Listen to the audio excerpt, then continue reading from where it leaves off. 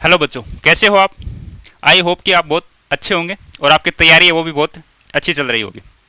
देखिए, आज जो हम पढ़ने वाले हैं वो वेक्टर के बारे में पढ़ने वाले हैं। और वेक्टर को पढ़ने से पहले हम कुछ बातें कर लेते हैं। जब हम फिजिक्स पढ़ते हैं तो फिजिक्स में हम पढ़ते हैं फिजिकल क्वांटिटी। और जब फिजिकल क्वांटिटी पढ़ते हैं तो उसको तीन टाइप से हम डिवाइड करके, तीन पार्ट में हम डिवाइड करके पढ़ते हैं। जैसे पहला फंडामेंटल क्वांटिटी, दूसरा ड्राइव क्वांटिटी और तीसरा अपने पास आता है सप्लीमेंट्री क्वांटिटी। ठीक है, तो शुरुआत में जो फिजिकल क्वांटिटी को डिनोट किया गया था, यानी फर्स्ट में जो फिजिकल क्वांटिटी जो थी अपने पास, उसको जब डिनोट किया गया था, फिजिकल जो क्वांटिटी थी उसको क्यू से लिख दिया। और उसको जो डिनोट किया गया था वो किया गया था न्यूमेरिकल वैल्यू और यूनिट से, न्यूमेरिकल वैल्यू और यूनिट से। ठीक है, इतने में काम चल गया। जैसे हमने लिखा मास, और मास को मैंने लिख दिया, जैसे लिखा 5 kg। इसका मतलब ये तो इसकी न्यूमेरिकल वैल्यू है, ये इसकी यूनिट है। ये तो न्यूमेरिकल वैल्यू हर एक यूनिट है। मैं एक चीज लिखूं, जैसे मान लीजिए मैं लिखूं 1 kg equal to 1000 gram. 1 kg 1000 gram means same है भाई, दोनों का मतलब सेम है। 1 kg बोलूं चाहे 1000 ग्राम बोलूं, दोनों का मतलब सेम है। अगर मैं यहां से देखूं तो देखिए न्यूमेरिकल वैल्यू छोटी है, यानी न्यूमेरिकल वैल्यू छोटी है तो इसकी जो यूनिट है वो क्या है, बड़ी है। इसमें देखिए न्यूमेरिकल वैल्यू बड़ी है तो यूनिट क्या है, छोटी है। यानी न्यूमेरिकल वैल्यू और यूनिट क्या होगी, एक दूसरे के इनवर्सली प्रोपोर्शनल होगी, 1/u। अगर हम चाहें तो इसको ऐसे भी लिख सकते हैं, n1 u1 equal to n2 u2। ये चीजें हमने फिजिक्स में फर्स्ट में ही पढ़ लेते हैं, यूनिट और डायमेंशन में ही इसकी चर्चा हम कर लेते हैं। ठीक है, मैं ये बताना चाह रहा था कि सबसे पहले जब फिजिकल क्वांटिटी को डिवाइड किया गया तीन पार्ट में जब डिवाइड किया गया, एक तो फंडामेंटल क्वांटिटी, एक ड्राइव क्वांटिटी और एक सप्लीमेंट्री क्वांटिटी। ये तीन क्वांटिटीज में जब फिजिकल क्वांटिटी को डिवाइड किया गया तीन पार्ट में, उसको हमने पढ़ा। उसमें एक ही चीज देखी हमने, देखो यहाँ पे एक चीज देख रहे हैं कि न्यूमेरिकल वैल्यू है और क्या है, यूनिट है। कोई भी फिजिकल क्वांटिटी उसको न्यूमेरिकल वैल्यू और यूनिट से हम डिनोट कर सकते हैं, जैसे बिना यूनिट के भी कर सकते हैं। देखो फिर जैसे जैसे फिजिक्स में और आगे बढ़ते गए तब हमें पता चला कि इसी से तो क्या नहीं काम नहीं चलेगा पूरा भाई, न्यूमेरिकल वैल्यू और यूनिट से तो पूरा काम चलने वाला है नहीं पूरी फिजिक्स में। फिर इसको वापस डिवाइड किया फिजिकल क्वांटिटी को दो पार्ट में। एक पार्ट लिया गया स्केलर क्वांटिटी और एक पार्ट लिया गया इसका वेक्टर क्वांटिटी, वेक्टर क्वांटिटी, और एक और होती है, ठीक है, जिसको हम स्केलर ही मानते हैं। यानी एक स्केलर और दूसरा वेक्टर। स्केलर में क्या है, जैसे जैसे पहले हम फिजिकल क्वांटिटी को इससे डिनोट कर रहे थे, फिर हमें पता चला कि ये जो फिजिकल क्वांटिटी है ये इन दो से काम चलने वाला नहीं है। अब अगर आपको फिजिकल क्वांटिटी को डिनोट करना होगा तो एक चीज और मिलती है अपने को, numerical value unit plus direction और मिलती है, डायरेक्शन। यानी डायरेक्शन के अकॉर्डिंग इसको दो पार्ट में वापस डिवाइड कर दिया, दो पार्ट में फिर से डिवाइड किया। तो जो ये डायरेक्शन के अकॉर्डिंग है इसको हम पढ़ते हैं। देखो स्केलर क्वांटिटी वो क्वांटिटी होती है जिसके पास मैग्नीट्यूड होता है, जिसके पास यूनिट होती है, उसके पास डायरेक्शन नहीं होती। या फिर मैं कह दूं कि डायरेक्शन है तो भी वो वेक्टर लॉ को फॉलो नहीं करती हो। इस चीज को भी हम समझेंगे। देखो यदि हम बात करें स्केलर क्वांटिटी की,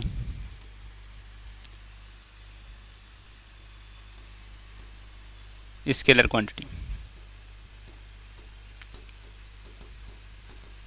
क्वांटिटी की हम बात करें, तो स्केलर क्वांटिटी के पास क्या क्या होगा, न्यूमेरिकल वैल्यू होगी, यानी इसको मैग्नीट्यूड बोलते हैं, मैग्नीट्यूड होगा, प्लस यूनिट होगी और प्लस डायरेक्शन नहीं होगी इसके पास। यानी स्केलर क्वांटिटी जो होगी उसके पास क्या क्या होगी, मैग्नीट्यूड हो गया, यूनिट होगी। जैसे एग्जांपल ले लेता हूं मैं, एग्जांपल लिया मैंने मास, तो मास को मैंने लिख दिया 5 kg, यानी ये 5 तो क्या इसका मैग्नीट्यूड है और ये क्या है इसकी यूनिट है। ठीक है, यानी फिजिकल क्वांटिटी को, जो स्केलर क्वांटिटी थी उसको हम न्यूमेरिकल वैल्यू और यूनिट से डिनोट कर दिया। इसमें डायरेक्शन को हमें नेग्लेक्ट मारा, ठीक है, इग्नोर किया। अब देखो जैसे ही हम आगे पढ़ते गए तब हमें पता चला कि जो वेक्टर है उसको हम कैसे डिनोट करेंगे, वेक्टर क्वांटिटी ले लेता हूं, वेक्टर क्वांटिटी।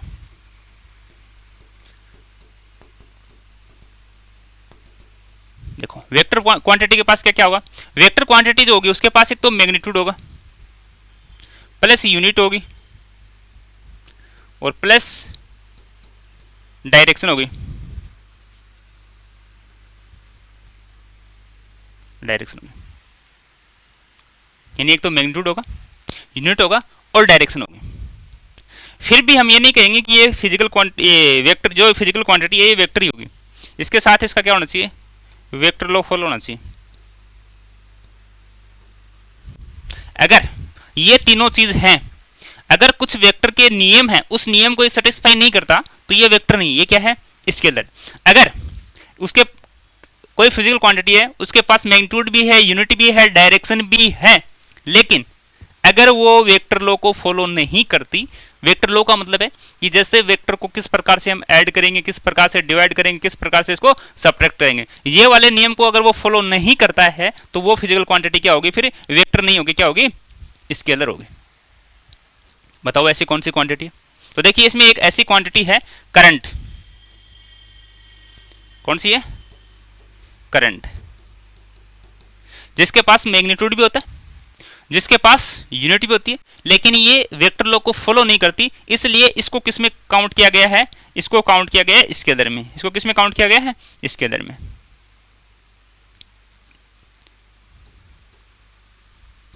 स्केलर में, ठीक है, यानी इसको किस में काउंट कर दिया, स्केलर में काउंट कर दिया। अब देखो वेक्टर क्वांटिटी जो है अपने पास, वेक्टर, उसमें हमने ये देखा कि वेक्टर क्वांटिटी जो होगी उसके पास मैग्नीट्यूड भी होगा, डायरेक्शन भी होगी और यूनिट भी होगी। जैसे मैं एग्जांपल ले लूं वेलोसिटी का, वेलोसिटी, इसको मैंने लिखा 5 मीटर पर सेकेंड और ये डायरेक्शन लगा दी आई, यानी वेलोसिटी को हम कैसे डिनोट कर रहे हैं, 5 आई कैप मीटर पर सेकेंड। ये देखो ये तो मैग्नीट्यूड है, ये डायरेक्शन बता रहा है और ये यूनिट है। यानी फिजिक्स में हम जो डायरेक्शन देखेंगे, फिजिक्स में क्या हम मैथ में भी पढ़ते आए हैं कि डायरेक्शन जो होती है, पोजीशन जो होती है, उसको बताने के लिए हम एक फ्रेम ऑफ रेफरेंस लेते हैं, उसी से हम इसको डिनोट करते हैं कि उसकी पोजीशन क्या है, उसकी पोजीशन क्या है, वो मोशन में है या रेस्ट में है। ये पूरी चीज़ें हम किससे देखते हैं, फ्रेम ऑफ रेफरेंस से देखते हैं, ठीक है। अब देखो हम शुरू करते हैं। ये बातें तो जनरल बातें थी जो आपको पहले पढ़ा दी गई है, लेकिन इसको थोड़ा सा स्टार्ट करने के लिए वेक्टर को कुछ जनरल बातें हमने बताई आपको, ठीक है। अब देखिए अपना जो काम है मेन वो किस पे है, वेक्टर पे। देखो यानी हम जो पढ़ने वाले हैं वो क्या है, वेक्टर। देखो वेक्टर पढ़ते हैं।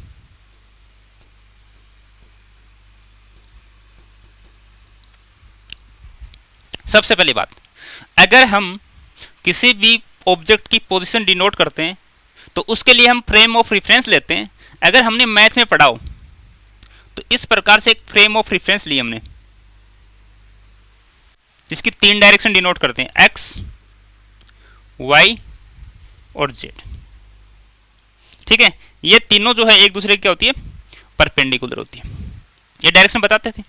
अब मैथ में इसको डिनोट किया, जैसे मान लीजिए कोई पॉइंट यहाँ है तो इस पॉइंट को हमने डिनोट किया, ये लो ए नाम दे दिया इसको, तो यहाँ पे किस प्रकार से डिनोट किया हमने कि एक्स वाई और z, x y z coordinate की फॉर्म में इसको हमने रिप्रेजेंट कर दिया। और ये वाली जो डिस्टेंस थी इसको हमने आर मान लिया, जो क्या थी, एक पोजीशन, यहाँ से यहाँ तक की डिस्टेंस बोल दूं या पोजीशन। ओरिजिन पे जो हमारे पास इसके कोऑर्डिनेट थे वो 0 0 0 थे।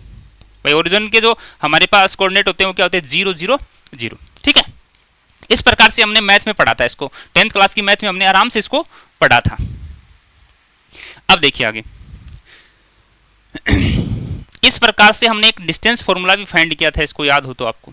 एक डिस्टेंस फॉर्मूला क्या था अपने पास, डिस्टेंस फॉर्मूला, जैसे डिस्टेंस इसमें मैंने आर मानी है तो आर इक्वल टू एक फॉर्मूला होता था, मैथ की बात कर रहा हूं मैं, ये इस प्रकार से प्लस y2 माइनस y1 का square plus z2 minus Z2 minus Z1 का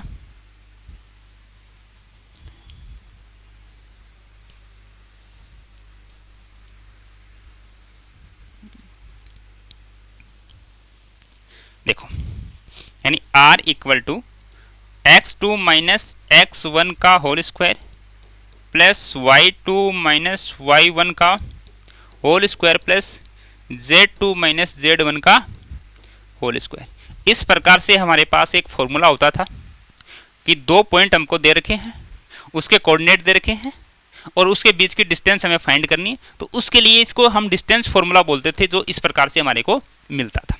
हम इसी को यूज करके फिजिक्स में भी काम में लेंगे इसको। देखो, ये बात हम मैथ की कर रहे हैं। अगर इसी से हम देखें तो फिजिक्स में थोड़े से कोऑर्डिनेशन को चेंज कर दिया। चेंज क्या कर दिया? जिधर एक्स था उसको क्या लिख दिया उसने? आई कैप लिख दिया। जिधर एक्स था उसको क्या लिख दिया? आई कैप लिख दिया। और जिधर वाई था उसको क्या लिख दिया फिजिक्स में? जे कैप, यानी इसको क्या लिख दिया? के कैप। यानी कहना ये चाह रहा था मैं आपको कि जिस प्रकार से हमने तीन डायरेक्शन एक्स वाई जेड से डिनोट की थी, उसी प्रकार से फिजिक्स में हम इसको आई जे के से डिनोट करेंगे। आई का मतलब एक्स डायरेक्शन, जे का मतलब वाई डायरेक्शन और के का मतलब जेड डायरेक्शन। ये अपने को ध्यान रखना है। अब देखो, ये आई जे और ये के, ये जो हमारे पास तीन कोऑर्डिनेट है, इसको हम बोलते हैं यूनिट वेक्टर। यूनिट वेक्टर ये क्या होते हैं? यूनिट वेक्टर होते हैं। यूनिट वेक्टर का मतलब होता है कि केवल और केवल डायरेक्शन बताने का काम करता है, उसका जो मैग्नीट्यूड होता है वो 1 होता है। यानी यूनिट वेक्टर का मतलब क्या है? यूनिट वेक्टर का मतलब है कि उसका जो मैग्नीट्यूड होगा, यूनिट वेक्टर का जो मैग्नीट्यूड होगा वो कितना होगा? 1 होगा। यूनिट वेक्टर का मैग्नीट्यूड कितना होता है? 1 होता है। और वो काम क्या करता है? डायरेक्शन बताने का काम करना है। अगर आई आया तो इसका मतलब एक्स डायरेक्शन में, जे आया तो इसका मतलब वाई डायरेक्शन में और के आया इसका मतलब जेड डायरेक्शन में। ये हो गया अपने पास वेक्टर के बारे में थोड़ी सी जानकारी। अब यदि मैं इसको फिजिक्स में डिनोट करना चाहूँ तो मैं इसको आर जो है, चलो मैं एक छोटा सा डायग्राम और बना रहा हूँ, उसको आप ध्यान से देखना। मैंने ये तीन डायरेक्शन ले ली, एक्स वाई और जेड। यानी इसको मैं एक्स वाई ना लिख के फिजिक्स में क्या लिखूंगा? आई, इसको क्या लिखूंगा? जे, और इसको क्या लिखूंगा? के। ठीक है, एक पॉइंट मैंने यहां मान लिया, एक पॉइंट मैंने यहां मान लिया, दो पॉइंट ले लिए।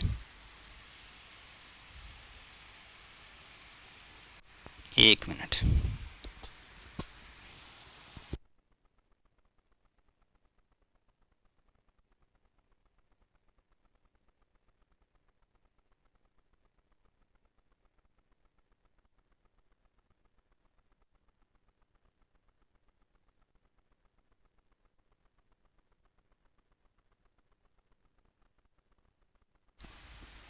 हाँ तो देखिए, हम बात कर रहे थे कि दो पॉइंट ले लिए हमने। एक पॉइंट जिसको मैंने बोल दिया ए और दूसरा पॉइंट जिसको मैंने बोल दिया बी। एक पॉइंट को ए बोल दिया, दूसरे को बी बोल दिया। ये जो ए है इसकी यहाँ से डिस्टेंस है ये वाली और इसकी डिस्टेंस है ये वाली। इसको मैंने r1 बोल दिया और इसको क्या बोल दिया मैंने? r2 बोल दिया। ये r1 वेक्टर मान लिया, ये r2 वेक्टर मान लिया। और ये इन दोनों के बीच की जो डिस्टेंस है उसको मैंने बोल दिया डेल r। उसको क्या बोल दिया? Del r। अब देखिए, इसमें r1 क्या है, r2 क्या है और डेल r क्या है वो देखिए। इसमें r1 और जो r2 है वो तो है पोजीशन वेक्टर, ये तो क्या है? पोजीशन वेक्टर है। ठीक है, r1 r2 तो क्या है? पोजीशन वेक्टर है। और डेल r जो है वो क्या है? इसमें डिस्प्लेसमेंट वेक्टर है। डिस्प्लेसमेंट वेक्टर है। r1 r2 तो क्या है? पोजीशन वेक्टर है। और डेल r क्या है? डिस्प्लेसमेंट वेक्टर है। और डेल r को कैसे निकालेंगे अपन? तो डेल r जो होगा वो हमेशा final point minus initial point, final point minus initial point. कैसे? वो देखिए, हम और आगे पढ़ेंगे तब देखेंगे। बाकी डेल r जो है वो क्या आएगा? r1 माइनस r2 का डिफरेंशियल। ये भी हो सकता है या r2 माइनस r1 भी हो सकता है, जिसको हम आगे पढ़ेंगे किस प्रकार से हमको लेना है। इसको r2 माइनस r1 लेना है या r1 माइनस r2 लेना है, वो भी हम आगे क्लियर करेंगे किस प्रकार से। लेकिन अभी ये जानना है कि ये क्या होता है, R1 और R2 का डिफरेंस होता है। R2 माइनस R1 लेना है या R1 माइनस R2 लेना है, वो हम आगे डिस्कस करेंगे। अभी तो केवल इतना जानना है कि इसमें R1 क्या है, पोजीशन वेक्टर है, R2 क्या है, पोजीशन वेक्टर है, डेल R क्या है, डिस्प्लेसमेंट वेक्टर है।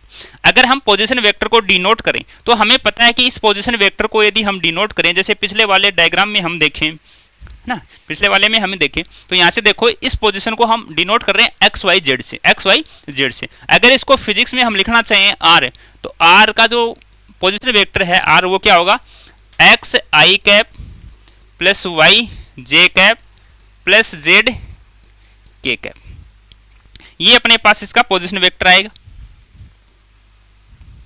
ये अपने पास इसका पोजीशन वेक्टर आएगा, जिसको हम वेक्टर फॉर्म में डिनोट किया है। ठीक है, वेक्टर फॉर्म में इसको लिखा है। अब यदि हम आगे वाले में देखें तो R1 R2 को हम आसानी से लिख सकते हैं। देखो R1 जो है उसको हम लिख दूं कि इसका जो कोऑर्डिनेट है उसको मैं मान लेता हूं कि ये x1 y1 और z1 है, और इसके जो कोऑर्डिनेट है उसको मैंने मान लिया x2 y2 और z2 है, x2 y2 और z2 है। ठीक है, अगर R1 पोजीशन वेक्टर लिखना चाहूं तो मैं क्या लिखूंगा, x1 i cap plus y1 j cap plus z1 k cap. और इसी प्रकार से मैं लिखना चाहूं R2 R2 में क्या लिखना होगा, R2 में मैं लिखूंगा x2 i cap plus y2 j cap plus z2 k cap. और यदि मैं डिस्प्लेसमेंट वेक्टर लिखूं तो जिस प्रकार से उसको लिखा था, इसमें फाइनल माइनस इनिशियल वो हमें देखना पड़ेगा किसके रिस्पेक्ट में देख रहा हूं। तो मैंने बोला, मैंने ऐसा मान लिया इसमें कि ये जो है डेल आर, ये मैं ले लेता हूं 1 का 2 के रिस्पेक्ट में, 1 का 2 के रिस्पेक्ट में। तो ये क्या हो जाएगा, चलो इसका कोई फिक्स वैसे है नहीं मेथड, तो मैं ये बोल देता हूं del r equal to x2 minus x1 i cap plus y2 minus y1 j cap plus z2 minus z1 k cap. ये वाली वैल्यू आ गई अपने पास इसकी।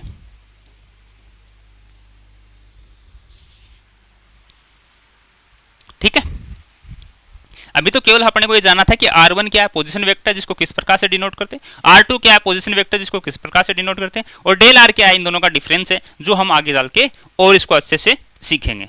अभी देखिए हम आगे करने वाले हैं इसको, ये लो देखो, सबसे पहले क्या बोला है, वेक्टर क्या होता है, फिजिकल क्वांटिटी होती है having magnitude, direction and law of vector form. ठीक है, यानी वेक्टर लॉ को फॉलो करता हो ऐसा जो है उसको हम क्या कहेंगे, वेक्टर कहेंगे। अगर ये भी है, मैग्नीट्यूड भी है, डायरेक्शन भी है और इसके पास यूनिट भी है, लेकिन ये वेक्टर लॉ को फॉलो नहीं करे तो वो वेक्टर नहीं होगा। अब देखो वेक्टर कौन कौन से क्या क्या होते हैं। एक तो होता है इक्वल वेक्टर, पूरी फिजिक्स में आपको ध्यान रखना है, पूरी फिजिक्स में ध्यान रखना, अगर कोई भी वेक्टर क्वांटिटी है और उसको हमें चेंज करना है तो अपने पास दो ऑप्शन है। कोई भी फिजिकल क्वांटिटी है जो वेक्टर है, अगर उसको हमें चेंज करना है तो हमारे पास दो ऑप्शन है। पहला ऑप्शन क्या है कि उसका जो मैग्नीट्यूड है उसको चेंज कर दो आप। फॉर एग्जांपल, जैसे मान लीजिए हमारे पास वेलोसिटी है, इसको मैंने लिख दिया 5i मीटर पर सेकेंड। आई का मतलब है कि एक्स एक्स डायरेक्शन में इसकी वेलोसिटी की डायरेक्शन है। ठीक है, या तो मैग्नीट्यूड को चेंज कर दो, या फिर दूसरा ऑप्शन क्या है, डायरेक्शन। दूसरा ऑप्शन क्या है, डायरेक्शन, या दोनों भी कर सकते हैं। देखो मैग्नीट्यूड का मतलब क्या, जैसे ये 5 है, इसको मैं 6 कर दूं, 6i मीटर पर सेकेंड, तो क्या ये चेंज नहीं होगी, हो गई। यानी या तो मैग्नीट्यूड को चेंज कर दें या फिर डायरेक्शन। डायरेक्शन का मतलब जैसे मान लीजिए ये वैल्यू थी और इसको मैंने चेंज करके, चेंज क्या कि इसकी डायरेक्शन चेंज कर दी, और डायरेक्शन चेंज करके मैं लिख दिया v equal to 5j metre per second. इसका मतलब वेलोसिटी क्या होगी, चेंज हो गई। यानी कहने का मतलब ये है कि फिजिक्स में, पूरी फिजिक्स में जो जो वेक्टर क्वांटिटी है और उसको चेंज करना है या मैं आपसे पूछूं कि ये वेक्टर क्वांटिटी चेंज हुई कि नहीं, तो आपको दो चीजें देखनी है, उसका मैग्नीट्यूड देखना है, अगर मैग्नीट्यूड चेंज हुआ तो वो हुई है, और उसकी डायरेक्शन देखना है, क्योंकि दोनों ही चीज क्या कर सकती है, वेक्टर को चेंज कर सकती है। ठीक है, तो यहां से हम क्या किससे चेंज कर सकते हैं, मैग्नीट्यूड और डायरेक्शन से। अगर हम इक्वल वेक्टर की बात करें, इक्वल वेक्टर की बात करें तो हम किस वेक्टर को इक्वल वेक्टर कहेंगे, जिसकी डायरेक्शन और मैग्नीट्यूड क्या हो, इक्वल हो। यानी इक्वल वेक्टर में क्या क्या आएगा, मैग्नीट्यूड भी क्या आएगा, इक्वल आएगा, और डायरेक्शन भी क्या आएगी, इक्वल आएगी। मैग्नीट्यूड एंड डायरेक्शन सेम होगी तो क्या है, वो इक्वल वेक्टर है। मैग्नीट्यूड प्लस डायरेक्शन सेम होनी चाहिए, यानी अकेला मैग्नीट्यूड से भी हम सेम नहीं कर सकते। देखो ये है मैग्नीट्यूड सेम है इसका दोनों का, लेकिन डायरेक्शन अलग अलग होने के कारण इन दोनों को हम इक्वल नहीं बोल सकते, क्योंकि दोनों की डायरेक्शन क्या है, अलग अलग है। दोनों की डायरेक्शन क्या है, अलग अलग है। इसलिए हम ये कहेंगे कि मैग्नीट्यूड और डायरेक्शन दोनों अगर सेम है, दोनों अगर सेम है तो उसको हम क्या कहेंगे, इक्वल वेक्टर कहेंगे। देखो वेक्टर को जब हम डिनोट करते हैं, वेक्टर को यदि हम डिनोट करते हैं तो वेक्टर को किस किस प्रकार से डिनोट करते हैं, जैसे मान लीजिए कोई फिजिकल क्वांटिटी ए है, वो वेक्टर है, तो इसके ऊपर ये लगाते हैं ये लो, और इसको लिखते हैं कैसे, ए यानी मैग्नीट्यूड और उसका डायरेक्शन, उसका डायरेक्शन। अब मैं ये कहना ये चाह रहा था आपको कि जो हम वेक्टर होता है, ये कोई वेक्टर ऐसे इसे डिनोट कर दिया, तो इसकी जो लेंथ है, इसकी जो लेंथ है ये वाली, ये रिप्रेजेंट करती है मैग्नीट्यूड को,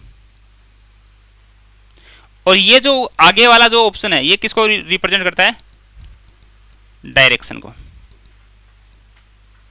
किसको रिप्रेजेंट करता है, डायरेक्शन को रिप्रेजेंट करता है।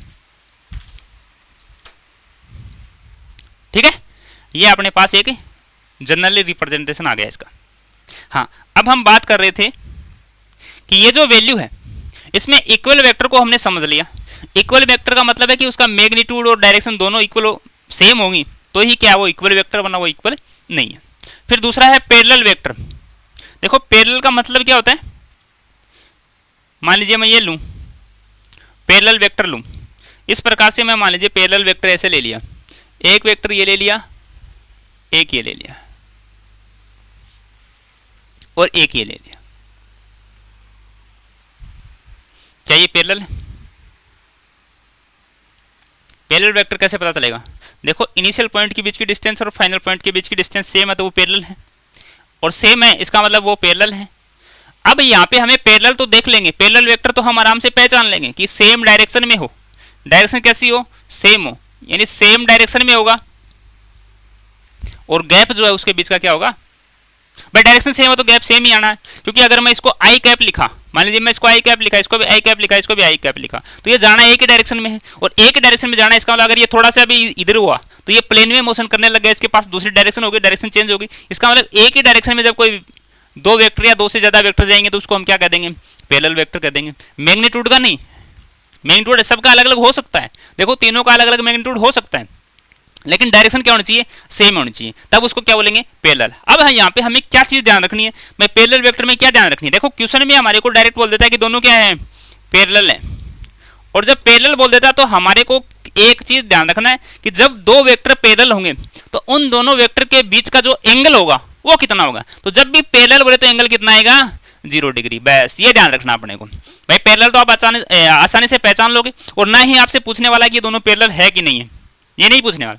हमें क्वेश्चन जब सोल्व करने होंगे तो उसमें डायरेक्ट बोलेगा कि दोनों वेक्टर क्या है, पैरेलल है, दोनों वेक्टर क्या है, एंटी पैरेलल है, दोनों वेक्टर क्या है, परपेंडिकुलर है। इसका मतलब हमें वहां पे एंगल की जरूरत होगी, तो हमें यह ध्यान रखना है कि जब पैरेलल वेक्टर बोलेगा या फिर मैं बोलूं जब पैरेलल वेक्टर होंगे दोनों, यानी एक ही डायरेक्शन में होंगे, तो उसके बीच में एंगल कितना आएगा, 0 डिग्री आएगा। ठीक है, तो पैरेलल वेक्टर में जो एंगल आएगा वो कितना आएगा, 0 डिग्री आएगा। एंगल कितना आएगा उसका, 0 डिग्री आएगा। इसका मतलब पैरेलल वेक्टर हम समझ चुके हैं कि पैरेलल वेक्टर में हमें ज्यादातर किसका ध्यान रखना है, एंगल का ध्यान रखना है। फिर देखो एंटी पैरेलल, एंटी पैरेलल का मतलब क्या होता है, एंटी पैरेलल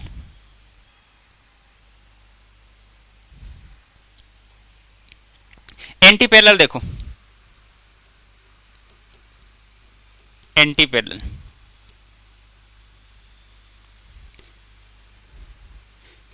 नाम से पता चला है कि पैरेलल जो है उसका उल्टा हो जाएगा। वैसे तो पैरेलल रहेगा लेकिन डायरेक्शन क्या रहेगी, ऑपोजिट रहेगी। देखो ये है एक वेक्टर, ये है एक वेक्टर, तो ये है, दूसरा वेक्टर ये इधर जा रहा है, ये इधर जा रहा है, ये हो गए एंटी पैरेलल। और एंटी पैरेलल में भी हमने को ध्यान क्या रखना है, एंगल ध्यान रखना है। एंटी पैरेलल में जो एंगल आएगा वो कितना आएगा, 180 डिग्री। पैरेलल का मतलब सेम डायरेक्शन में, एंटी पैरेलल का मतलब ऑपोजिट डायरेक्शन में। ठीक है, तो एंटी पैरेलल क्या होगा, ऑपोजिट डायरेक्शन में होगा। एंगल कितना आएगा, 180 आएगा। एक होता है परपेंडिकुलर वेक्टर। परपेंडिकुलर वेक्टर में क्या रहेगा अपने पास, परपेंडिकुलर वेक्टर, परपेंडिकुलर का मतलब है इस प्रकार से परपेंडिकुलर दो वेक्टर हो गए, तो एंगल कितना आएगा परपेंडिकुलर का, 90 डिग्री। ये लैंग्वेज में जब आएंगे तब हमें ध्यान रखना है। ठीक है, अब दूसरा जीरो वेक्टर। जीरो वेक्टर का मतलब क्या होता है, जीरो वेक्टर का मतलब होता है जिसका मैग्नीट्यूड जीरो। जीरो वेक्टर को जब हम लिखेंगे तो कहेंगे कि जिसका मैग्नीट्यूड जीरो होगा वो जीरो वेक्टर होगा। जीरो वेक्टर यानी जिसका मैग्नीट्यूड जीरो होगा उसको हम कहेंगे जीरो वेक्टर। मैग्नीट्यूड क्या होगा, जीरो होगा। ठीक है, जैसे मैं बोलूं कि 5i minus 5i equal to 0, तो ये जीरो वेक्टर आ गया अपने पास, एक जीरो वेक्टर। ये छोटी छोटी बातें हैं जो हम देख रहे हैं। यूनिट वेक्टर जो मैंने आपको बता दिया पहले, आई जे के यूनिट वेक्टर थे जिसके पास डायरेक्शन होती है, मैग्नीट्यूड उसका क्या होता है, एक होता है। पोलर वेक्टर और एक्सेल वेक्टर, देखो पोलर वेक्टर तो ये होता है जो एक पॉइंट से चल के आगे की तरफ जा रहा होता है एक लाइन में, इसको तो बोलते हैं पोलर वेक्टर। एक जैसे सर्कुलर मोशन कर रहा है, इस प्रकार से सर्कुलर मोशन हो रहा है और उसका जो एक वेक्टर निकलेगा, जैसे मान लीजिए इसकी वेलोसिटी ओमेगा है, ये हम पढ़ेंगे सर्कुलर मोशन में पढ़ेंगे, है ना। तो जब इसकी वैल्यू इसकी वेलोसिटी ओमेगा है तो इसके बाहर की तरफ एक डायरेक्शन आएगी, तो इस प्रकार का जो वेक्टर होगा वो क्या होगा, एक्सेल वेक्टर होगा। यानी सर्कुलर मोशन में जो हम वेलोसिटी, एक्सेलरेशन, डिस्प्लेसमेंट का जो डायरेक्शन देखेंगे वो सर्कुलर मोशन का जो डायरेक्शन होगा वो किसका होगा, वो एक्सियल वेक्टर होगा। यानी जो भी वेलोसिटी वगैरह वो वेक्टर क्वांटिटी होगी वो क्या होगी, एक एक्सियल वेक्टर होगा, यानी एक्स के अलोंग होगा। वो एक्सियल वेक्टर उसको क्यों बोलते हैं, एक्स के अलोंग होता है। अब देखो, अब जो हमारी मेन बात थी, ये तो जनरल बातें थी, एकदम बेसिक बातें थी। थोड़ी बहुत ये चीज़ें 9th क्लास में भी आपने थोड़ी बहुत सीख ली होगी। अगर टीचर पे डिपेंड करता है उसने बताई या ना बताई वेक्टर और स्केलर के बारे में। ठीक है, अब जो हमें मेन चीज़ है वो पढ़नी है। देखो, अगर कोई भी वेक्टर है अपने पास, जैसे वेक्टर है ए और इसको मैंने लिख दिया एक्स आई, चलो एक्स की जगह मैं ए यूज कर लेता हूँ, A I cap plus B J cap plus C K cap, ऐसे किसी वेक्टर को हम डिनोट करते हैं। ठीक है, अब यहां पे हम क्या सीखने वाले हैं कि इस वेक्टर का मैग्नीट्यूड कैसे निकालते हैं। इस वेक्टर का जो मैग्नीट्यूड है वो कैसे निकालते हैं, तो इस वेक्टर का जो मैग्नीट्यूड है वो कैसे निकालते हैं। अगर ए का मैग्नीट्यूड हमें निकालना है तो हम ऐसे लिख देते हैं, या फिर इसको हम ऐसे डिनोट कर देते हैं, ए वेक्टर का मैग्नीट्यूड, या फिर ए को डायरेक्ट लिख दिया। इसका जो मैग्नीट्यूड आएगा वो क्या आएगा, A square plus B square plus C square का under root, A square plus B square plus C square का अंडर रूट। ये अपने पास क्या आ गया, इसका मैग्नीट्यूड आ गया। यानी किसी भी वेक्टर का अपने को मैग्नीट्यूड निकालना। तो मैग्नीट्यूड, एक तो चीज अपने को ये चाहिए मैग्नीट्यूड, एक जो हमने पहले देखा पैरेलल, एंटी पैरेलल और परपेंडिकुलर के बीच का एंगल, यानी दो चीजें ये सीखने वाली थी जो हमने सीखी। अब जो हम ये है मैग्नीट्यूड सीख लिया, अब हम इसके आगे थोड़ी सी बातें और सीखेंगे। और क्या सीखेंगे, मान लीजिए हमारे पास एक प्लेन में वेक्टर है, एक प्लेन में वेक्टर है ऐसे। मैं थोड़ा सा ऐसे आपको एक हिंट दूं कि ये एक्स है, ये वाई है, और यहाँ पे एक पॉइंट है 2 और 3, यानी एक्स की वैल्यू 2 और वाई की वैल्यू क्या है 3। तो आप इसको डिनोट करके आराम से बता सकते हो ना कि इधर वाला कितना है, ये इधर वाला कितना है, ये एक्स की वैल्यू है, और एक्स की वैल्यू कितनी बताई गई है 2। ये किसकी वैल्यू है, वाई की वैल्यू कितनी है 3। यानी इसमें हमने मैथ में डिनोट किया एक्स वाई को, जो कोऑर्डिनेट अपने पास एक्स का और वाई का, उसको हम आसानी से एक्स डायरेक्शन में और वाई डायरेक्शन में आराम से बता सकते हैं कि एक्स डायरेक्शन में होगा इसका 2 और वाई में क्या होगा 3। ऐसे ही हम इसको वेक्टर जो कंपोनेंट करना चाहिए किसी वेक्टर का, तो कैसे करेंगे भाई? ये वैल्यू तो हमने आसानी से डिनोट कर दी। ये मान लीजिए हमारे पास एक वेक्टर ए, एक वेक्टर क्या है ए, और मैंने कहा कि ये जो हॉरिजॉन्टल है उसके साथ एंगल कितना बना रखा है इसने, थीटा, यानी हॉरिजॉन्टल के साथ इसका एंगल कितना है, थीटा है।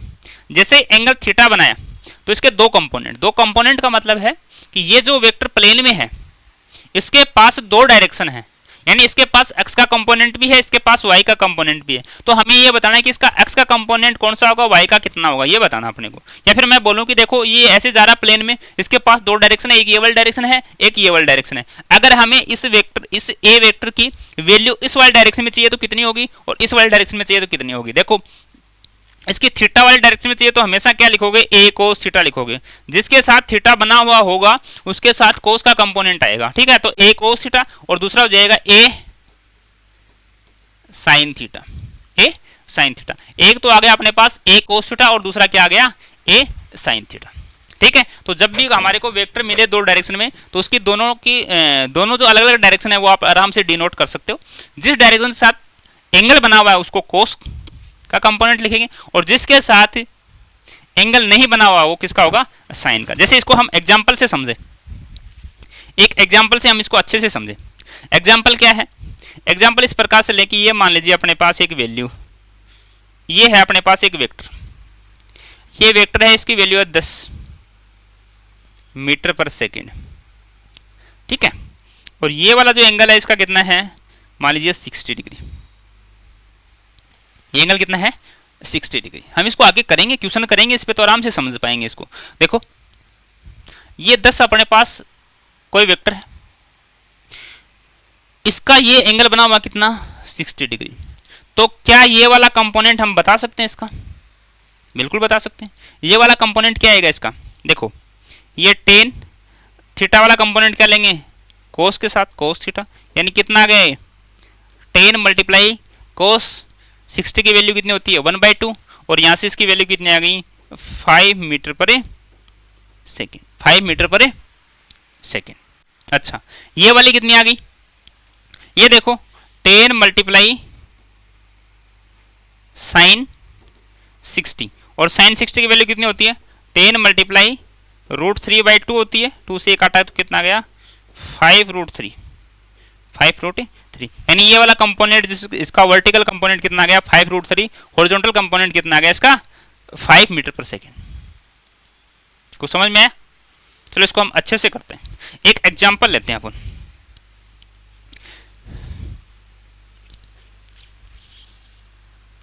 ये मान लीजिए अपने पास एक, ये लो कोई ऑब्जेक्ट वो इधर भाग रहा है, मैं ये कहूं कि इधर उस पर फोर्स लग रहा है, और मैं कहूं कि ये इधर 10 न्यूटन का फोर्स लग रहा है। हमें पता है कि जो फोर्स है वो वेक्टर क्वांटिटी है। तो ये जो ऑब्जेक्ट है अगर ये प्लेन में चल रहे हैं तो इसका मतलब इस पे दो डायरेक्शन में फोर्स लग रहे हैं, यानी एक कंपोनेंट इस फोर्स का इधर लग रहा है जिसको मैंने एंगल बोल दिया 30 डिग्री, और एक फोर्स लग रहा है इधर, इसको मैंने आई डायरेक्शन से डिनोट कर दिया, इसको मैंने जे डायरेक्शन से डिनोट कर दिया। तो आई और जे की डायरेक्शन में हम आराम से इस फोर्स के कंपोनेंट निकाल सकते हैं। कैसे निकालोगे, देखो ये फोर्स इधर लग रहा है तो इसका इस वाले डायरेक्शन में कितना आएगा, एफ कोस थीटा आएगा कि नहीं आएगा, और ऊपर वाले डायरेक्शन में क्या आएगा, एफ साइन थीटा आएगा। यानी जो फोर्स है उसका जो एक्स वाला कंपोनेंट है, इसको मैंने एक्स बोला है, तो F x equal to F cos theta आया, और इक्वल देखो एफ की वैल्यू इसने 10 और कोस 30, तो यहां से कितना गया, देखो 10 मल्टीप्लाई कोस 30 की वैल्यू आती है √3/2, इसको इससे काटा तो कितना गया 5√3, 5√3। ठीक है, इसी प्रकार से हम इसको सोल्व करें तो इधर वाला क्या आ जाएगा, एफ वाई वाला कंपोनेंट क्या आ जाएगा इसका, एफ तो 10 है, साइन 30 की वैल्यू क्या होती है 1/2, यानी ये कितना आ गया 5 न्यूटन। ये कितना आ गया, अगर ये ऑब्जेक्ट इस प्रकार से चल रहा है, मान लीजिए कुछ टाइम बाद ये ऑब्जेक्ट यहाँ पे आ गया, ऐसे हम समझते हैं कि ये ऑब्जेक्ट कुछ टाइम बाद यहाँ पे आ गया, तो इसने देखो दो डिस्टेंस कवर की, एक तो एक्स वाली डिस्टेंस कवर की और एक इसने वाई वाली डिस्टेंस कवर की। तो ये एक्स वाली डिस्टेंस कितनी कवर करेगा, इस प्रकार से हम निकाल लेंगे, और ये वाई डायरेक्शन में कितनी डिस्टेंस कवर करेगा, ये इस प्रकार से हम फाइंड कर लेंगे। समझ में आई कुछ बात? अच्छा, ये तो दो ही डायरेक्शन में था भाई, हम तो पढ़ते तीन डायरेक्शन है, एक्स वाई और जेड, तीनों डायरेक्शन पढ़ते हैं। अगर हमें तीनों डायरेक्शन में इसको डिवाइड करना हो तो कैसे करेंगे? तो देखिए, अगर तीन डायरेक्शन अपने पास आ जाए इसकी और फिर अपने को वेक्टर दिया हुआ हो, तो हम इस वेक्टर को कैसे अलग अलग कंपोनेंट में डिवाइड करेंगे वो देखिए। ये मान लीजिए एक वेक्टर अपने पास, इसको मैंने बोल दिया कि ये ए वेक्टर है, और ये एंगल जो एक्स अक्ष के साथ बना हुआ है इसको मैंने आई बोल दिया, इसको मैंने जे बोल दिया, इसको मैंने के बोल दिया। तो इसके साथ जो बना हुआ वो क्या है, अल्फा। यानी एक्स के साथ एंगल कितना बना रखा है इसने, अल्फा बना रखा है। वाई के साथ इसने एंगल कितना बना रखा है, वाई के साथ जो एंगल बना रखा है वो हमने मान लिया कि इसने बीटा बना रखा है, और जेड के साथ जो एंगल बना रखा है वो क्या बना रखा है, गामा। यानी इसने तीनों के साथ ही एंगल बना दिया। तो आपने ध्यान से सुना हो तो मैंने बोला था कि थीटा जिसके साथ है उसके साथ कोस का कंपोनेंट लेना है अपने को। अब इसमें तीनों के साथ ही थीटा आ गया भाई, तीनों के साथ थीटा आ गया। तो अब क्या करें, अगर तीनों के साथ थीटा है तो हम जो बात बोले थे उसी को वापस क्या करेंगे, लागू करेंगे। हमने क्या बोला था कि जिसके साथ थीटा है वो क्या होगा, कोस का कंपोनेंट। तीनों का थीटा है तो हम तीनों को क्या लिख देंगे, देखो ए का जो एक्स कंपोनेंट होगा वो कितना हो जाएगा, ए कोस अल्फा, ए कोस अल्फा। अगर हम इसको बोले y का जो कंपोनेंट हो जाएगा वो कितना हो जाएगा, तो A Y equal to A cos beta, क्योंकि इसके साथ भी क्या बना रखा है इसने, एंगल बना रखा है, तो कोस बीटा। और अगर हम z का कंपोनेंट देखें इसमें, तो z का कंपोनेंट क्या हो जाएगा अपने पास, A Z equal to A cos gamma. यानी तीनों के लिए हमने क्या लिखा, कोस लिखा, क्योंकि तीनों ही क्या बना रखे थे, एंगल बना रखे थे। एक्स वाले में कोस अल्फा, वाई के साथ कोस बीटा और जेड के साथ कोस गामा वाला कंपोनेंट हमने लिख दिया। ठीक है, तो यहाँ पे हमने क्या सीखा कि कोई भी वेक्टर है अगर वो प्लेन में है तो उसको हम दो डायरेक्शन में डिवाइड कर सकते हैं, दो उसके कंपोनेंट हो सकते हैं जो हमने किए। अगर वो तीन डायरेक्शन में मोशन कर रहा है तो हम उसको क्या कर सकते हैं, तीन डायरेक्शन में मोशन कर रहा है, तीन डायरेक्शन में उस पर क्या लग रहा है, फोर्स लग रहा है, तो उसको भी हम तीन पार्ट में डिवाइड कर सकते हैं। तीन का मतलब तीन कंपोनेंट में, एक एक्स का, एक वाई का, एक जेड का। तीनों कंपोनेंट हम अलग अलग कर सकते हैं और करने का तरीका मैंने आपको बताया। ठीक है, अब जो हम पढ़ने वाले हैं वो देखिए। ये चीजें तो जनरल थी कि वेक्टर क्या होता है, किस प्रकार से इसको डिवाइड करते हैं, किस प्रकार से इसका मैग्नीट्यूड निकालते हैं, ये बातें थी। यानी अभी तक जो हमने पढ़ा है अगर उसकी हम बात करें छोटे से शॉर्ट्स में, यानी उसकी समरी की हम बात करें तो मैं कुछ इस प्रकार से इसको लिख सकता हूं कि अभी तक जो पढ़ा हमने, अभी तक जो पढ़ा है उसमें क्या पढ़ा कि जो भी वेक्टर अपने पास है, जो भी वेक्टर अपने पास है, ठीक है, उसके पास क्या क्या होगा, उसके पास होगा एक तो मैग्नीट्यूड, यानी एक तो मैग्नीट्यूड होगा प्लस यूनिट होगी और प्लस डायरेक्शन होगी। ठीक है, और साथ में क्या करेगा, ये वेक्टर लॉ को फॉलो करेगा, वरना तो हम क्या करेंगे, इसको वेक्टर में काउंट नहीं करेंगे, वेक्टर लॉ को भी क्या करेगा, ये फॉलो करेगा। पहली बात तो ये पढ़ी थी। दूसरी, अगर कोई भी वेक्टर उसको हम डिनोट कैसे करते हैं, वेक्टर को डिनोट करते हैं हम, जैसे मान लीजिए ये एक वेक्टर है ए, तो वेक्टर को हम डिनोट करते हैं कि ए का जो वेक्टर है इक्वल टू ए का वेक्टर का मैग्नीट्यूड और ए के वेक्टर का यूनिट वेक्टर। इस प्रकार से हम इसको डिनोट करते हैं। फिर हमने देखा कि ये जो यूनिट वेक्टर है इसको भी हम लिख सकते हैं, unit vector A cap equal to vector upon vector का मैग्नीट्यूड, जो हम आगे इसको निकाल के देखेंगे। अच्छा, उसके बाद हमने क्या पढ़ा, उसके बाद हमने देखा कि कोई भी वेक्टर, जैसे मान लीजिए वो तीन डायरेक्शन में वेक्टर ए है, इसको हमने लिख दिया ए आई प्लस बी जे प्लस सी के। ठीक है, तो इसका जो मैग्नीट्यूड हमने निकाला वो किस प्रकार से निकाला कि ए का स्क्वायर प्लस बी का स्क्वायर प्लस सी का स्क्वायर का अंडर रूट, ए का स्क्वायर प्लस बी का स्क्वायर प्लस सी का स्क्वायर का अंडर रूट। ये निकाला। फिर हमने क्या देखा कि अगर किसी भी वेक्टर को, जो वेक्टर प्लेन में है उसको हमने कंपोनेंट में डिवाइड करना है, तो इस प्रकार से हमने एक,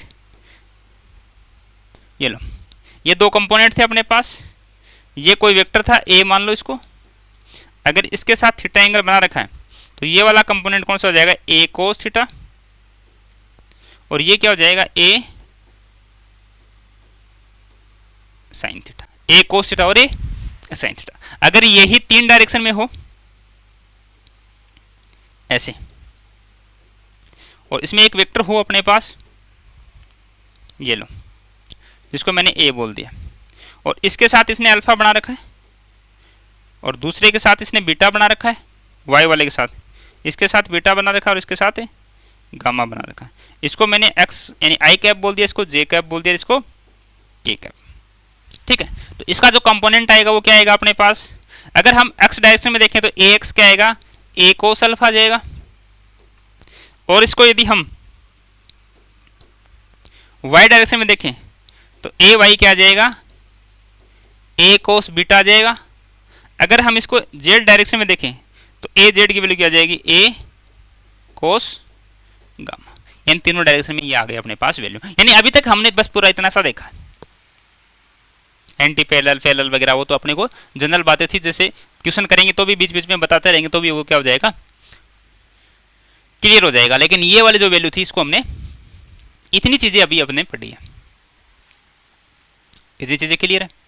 अब देखिए जो भी चीज हम पढ़ते हैं मैथ में तो हम जनरली चार बातों पे डिस्कस करते हैं, एडिशनल, सब्ट्रैक्शन और मल्टीपल और डिवाइड। यानी ये चार काम हम फिजिक्स उसमें मैथ में करते रहते हैं जनरली।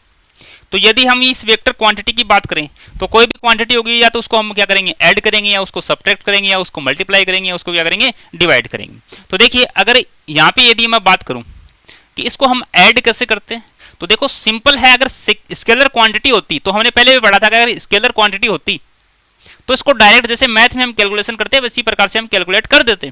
अगर ऐड करना है तो डायरेक्ट ऐड कर देते, डिवाइड करना था तो डिवाइड कर देते, मल्टीपल करना था तो मल्टीपल कर देते। लेकिन अगर ये वेक्टर क्वांटिटी है, इसका मतलब इसमें तीन वैल्यू है तो तीनों का ही ध्यान रखना पड़ेगा अपने को। भाई इसके अंदर में तो दो वैल्यू होती है अपने पास, दो वैल्यू का मतलब एक तो न्यूमेरिकल वैल्यू होती है और एक क्या होती है, उसकी यूनिट होती है। न्यूमेरिकल वैल्यू और यूनिट को हम क्या कर लेते हैं, बैलेंस करके भाई सेम यूनिट बना के उसको ऐड कर देते हैं, उसको डिवाइड, सब्ट्रैक्ट और मल्टीप्लाई कर सकते हैं। लेकिन इसमें क्या होगा, इसमें एक डायरेक्शन और आ गई, इसका मतलब डायरेक्शन को भी क्या करना पड़ेगा अपने को, सेम करना पड़ेगा। ठीक है, तो जब भी हम वेक्टर को ऐड करेंगे या सब्ट्रैक्ट करेंगे तो उसके लिए हमें कौन सा तरीका अपनाना पड़ेगा वो देखिए। तो सम ऑफ वेक्टर देखना पहले अपने को। तो अपनी जो एनसीईआरटी है वो सम ऑफ वेक्टर के लिए दो तरीके से बताती है कि वेक्टर को सम कैसे करना है। देखो हमें पढ़ना दोनों को है लेकिन बातें दोनों की कॉमन है, तो वो चीजें अपने को आराम से सीखनी है। वो देखिए क्या है, ये बोलता है पहला फर्स्ट लो, तो बोलता है ये ट्राइंगल लो, ट्राइंगल लो। एनसीईआरटी बोलती है कि फर्स्ट लो क्या है, ट्राइंगल लो। इसमें क्या होगा, इसमें इस प्रकार से बताया जाता है कि कोई भी ट्राइंगल जैसे मान लीजिए ट्राइंगल ले लिया मैंने, कोई भी ट्राइंगल की दो साइड अगर दो वेक्टर को क्या कर रही है, रिप्रेजेंट कर रही है, ट्राइंगल की दो साइड दो वेक्टर को रिप्रेजेंट कर रही है, तो जो तीसरी साइड होगी अपने पास, ये लो तीसरी साइड, ये इन दोनों के रिजल्ट को क्या करेगी, शो करेगी। अगेन अगर ट्राइंगल की दो साइड दो वेक्टर को रिप्रेजेंट कर रही हैं तो जो तीसरी साइड होगी उसकी डायरेक्शन ऑपोजिट डायरेक्शन होगी और वो क्या होगी, उसका रिजल्टेड होगा, यानी उसको भी रिजल्टेड वेक्टर बोलेंगे। देखो वेक्टर लिखा मैंने, ये छोटी छोटी बातें तो ध्यान रखनी है अपने को। ए वेक्टर बी वेक्टर, ए और बी दोनों ट्राइंगल की दो साइड को रिप्रेजेंट कर रहे हैं, तो जो तीसरी साइड को रिप्रेजेंट करेगा वो रिजल्टेड वेक्टर होगा।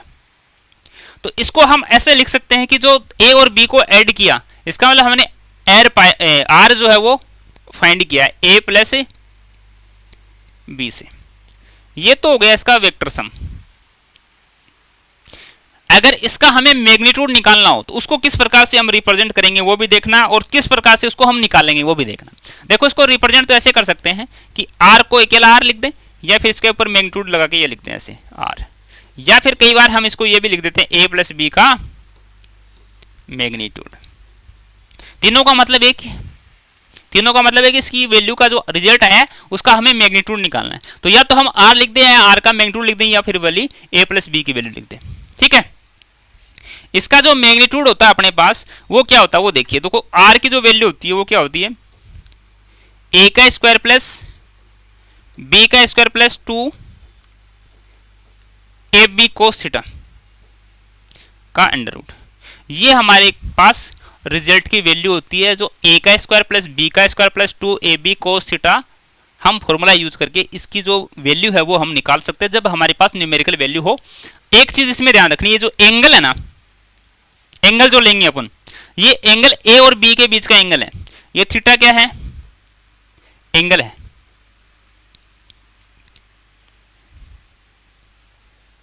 ये है हमारे पास angle, angle between vector A और B, A and B, A और बी के बीच का एंगल है। लेकिन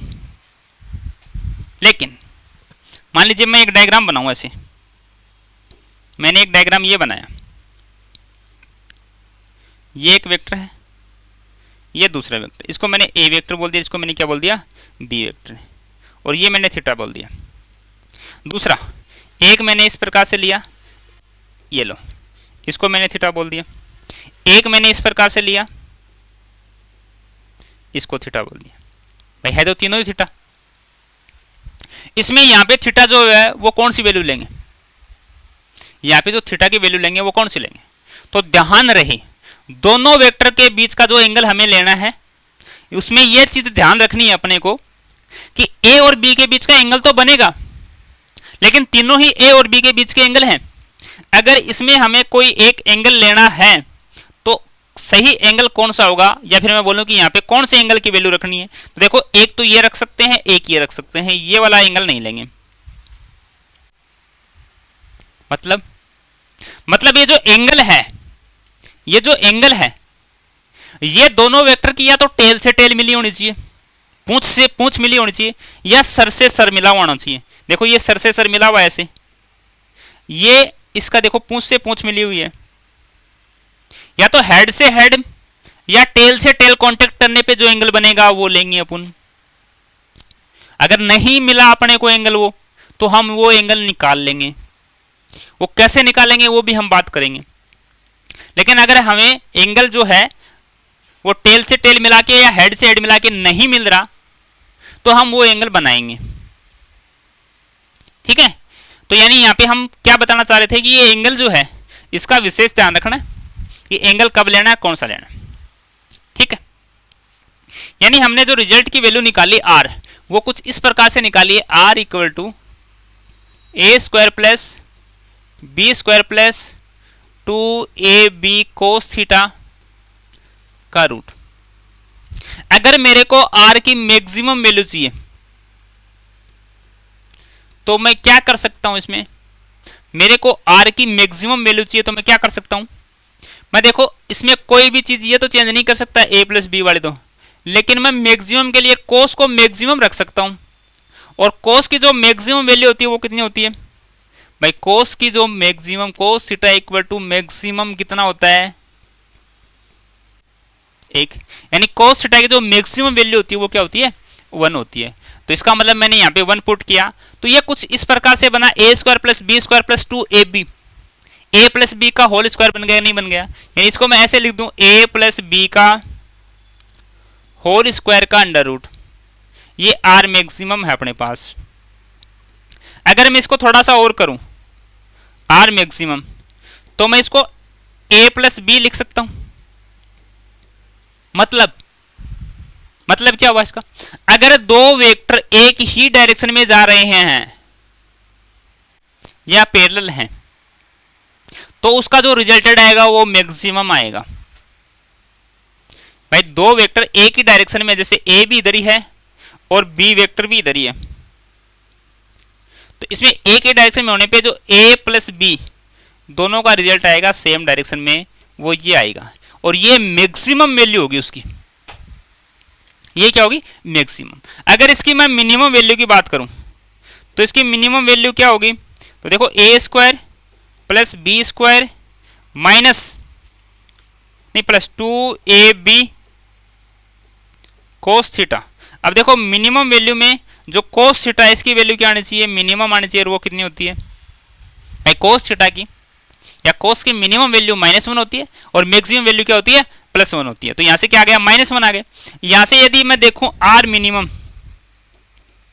तो क्या आएगा, देखो A square plus B square minus 2ab minus किसका आ गया, कोस थीटा की वैल्यू आ गई -1। तो यहाँ पे इसको माइनस में लिख दिया। अगर इसको हम लिखें तो ये क्या आ रहा है, a माइनस बी का होल स्क्वायर नहीं आ रहा है क्या, a माइनस बी का होल स्क्वायर आ रहा है। इसका मतलब इसकी मिनिमम वैल्यू क्या आई है अपने पास, a माइनस बी आई है, a माइनस बी आई है।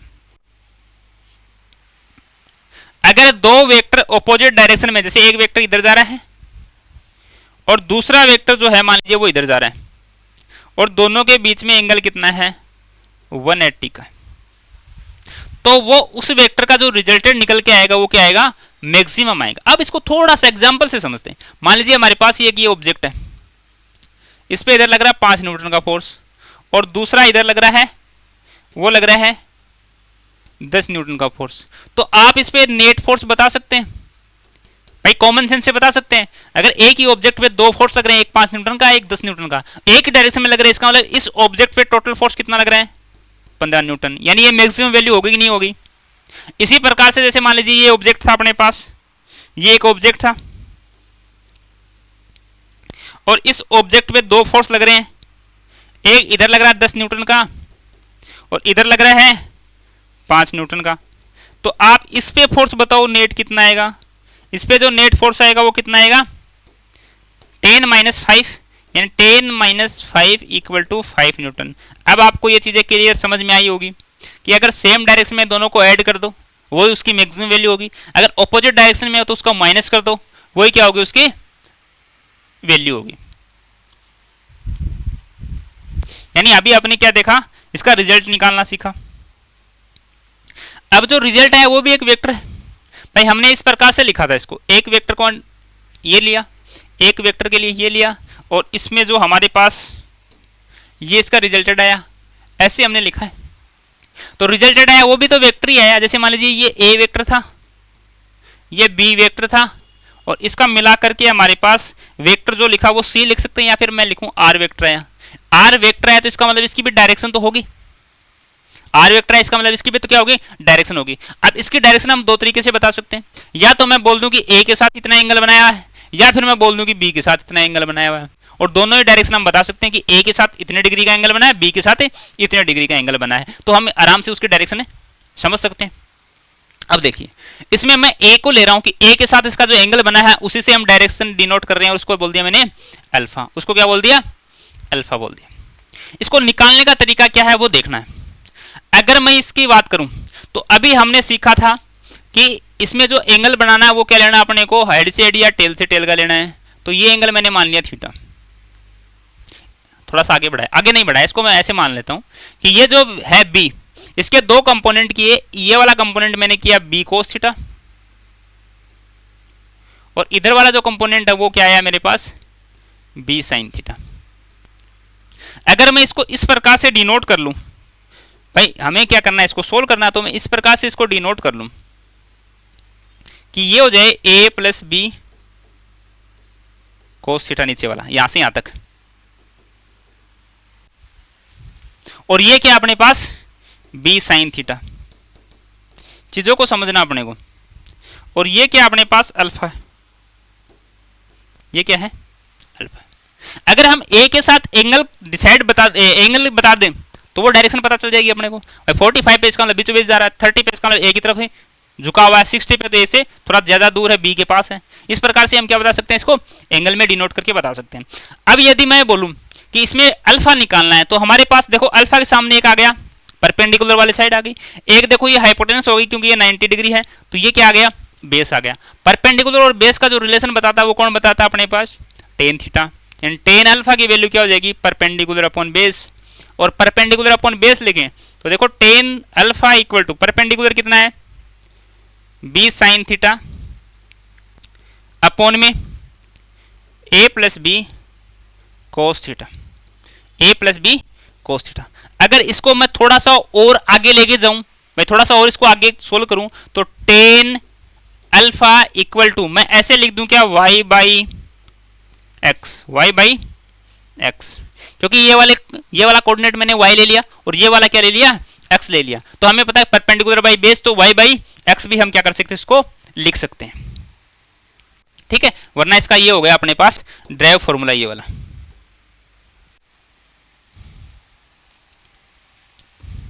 ये तो बात हो गई ट्राइंगल लॉ की। अगले वाले में केवल बोलने का या स्टेटमेंट का फर्क है, कैलकुलेशन में और उसके फॉर्मूले में कोई भी अंतर नहीं है। ठीक है, तो उसको भी हम साथ साथ पढ़ ही देते हैं। देखिए दूसरा जो है वो है पैरेललोग्राम लॉ। पैरेललोग्राम लॉ इसको हम कैसे देखते हैं, मान लीजिए पैरेललोग्राम की दो साइड है, वो दो वेक्टर को रिप्रेजेंट कर रही है। एक वेक्टर ये ले लिया मैंने ए, एक वेक्टर ये ले लिया मैंने बी। ठीक है, तो इसका डायगोनल जो होगा वो क्या करेगा, रिजल्टेड को शो करेगा। बस इतना ध्यान रखना है।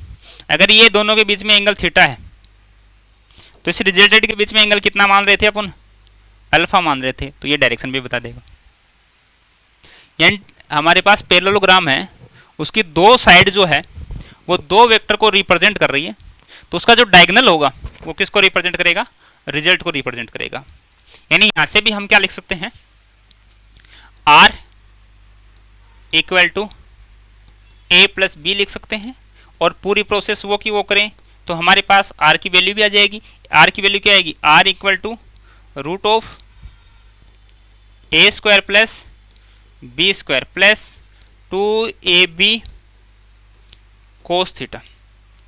और यदि हम एंगल की बात करें तो टेन अल्फा की वैल्यू क्या आ जाएगी अपने पास, बी कोस थीटा अपॉन में A plus B, sorry A B sine theta, ऊपर बी साइन थीटा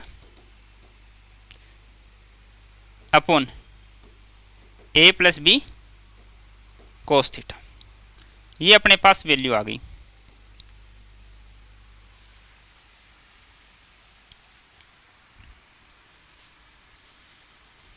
समझ गए। अब देखिए इससे अगर हमें एंगल निकालना हो तो किसको तोड़ेंगे, बी वाले पार्ट को। तो बी वाले पार्ट को कैसे तोड़ते हैं, देखो एक कंपोनेंट तो बी का इधर आ जाएगा, यानी ये एंगल थीटा बना हुआ, तो ये तो क्या जाएगा बी, इधर वाला कंपोनेंट तो क्या जाएगा बी कोस थीटा, और इसका एक कंपोनेंट ये आ जाएगा कितना, बी साइन थीटा। अब हम इसको ट्राइंगल में कन्वर्ट कर लें, ये लो ट्राइंगल बना लिया, बड़ा बन गया क्या। देखो ये तो हो गया अपने पास a plus B cos theta, और ये हो गया b साइन थीटा। यानी इसको मैंने यहां से उठा करके यहां रख दिया। ठीक है, और एंगल जो है वो है हमारे पास अल्फा। तो हम आसानी से इसको बना सकते हैं, ये 90 डिग्री। यानी इन दोनों में हमने एक कॉमन चीज सीखी है, बस वही देखनी है अपने को।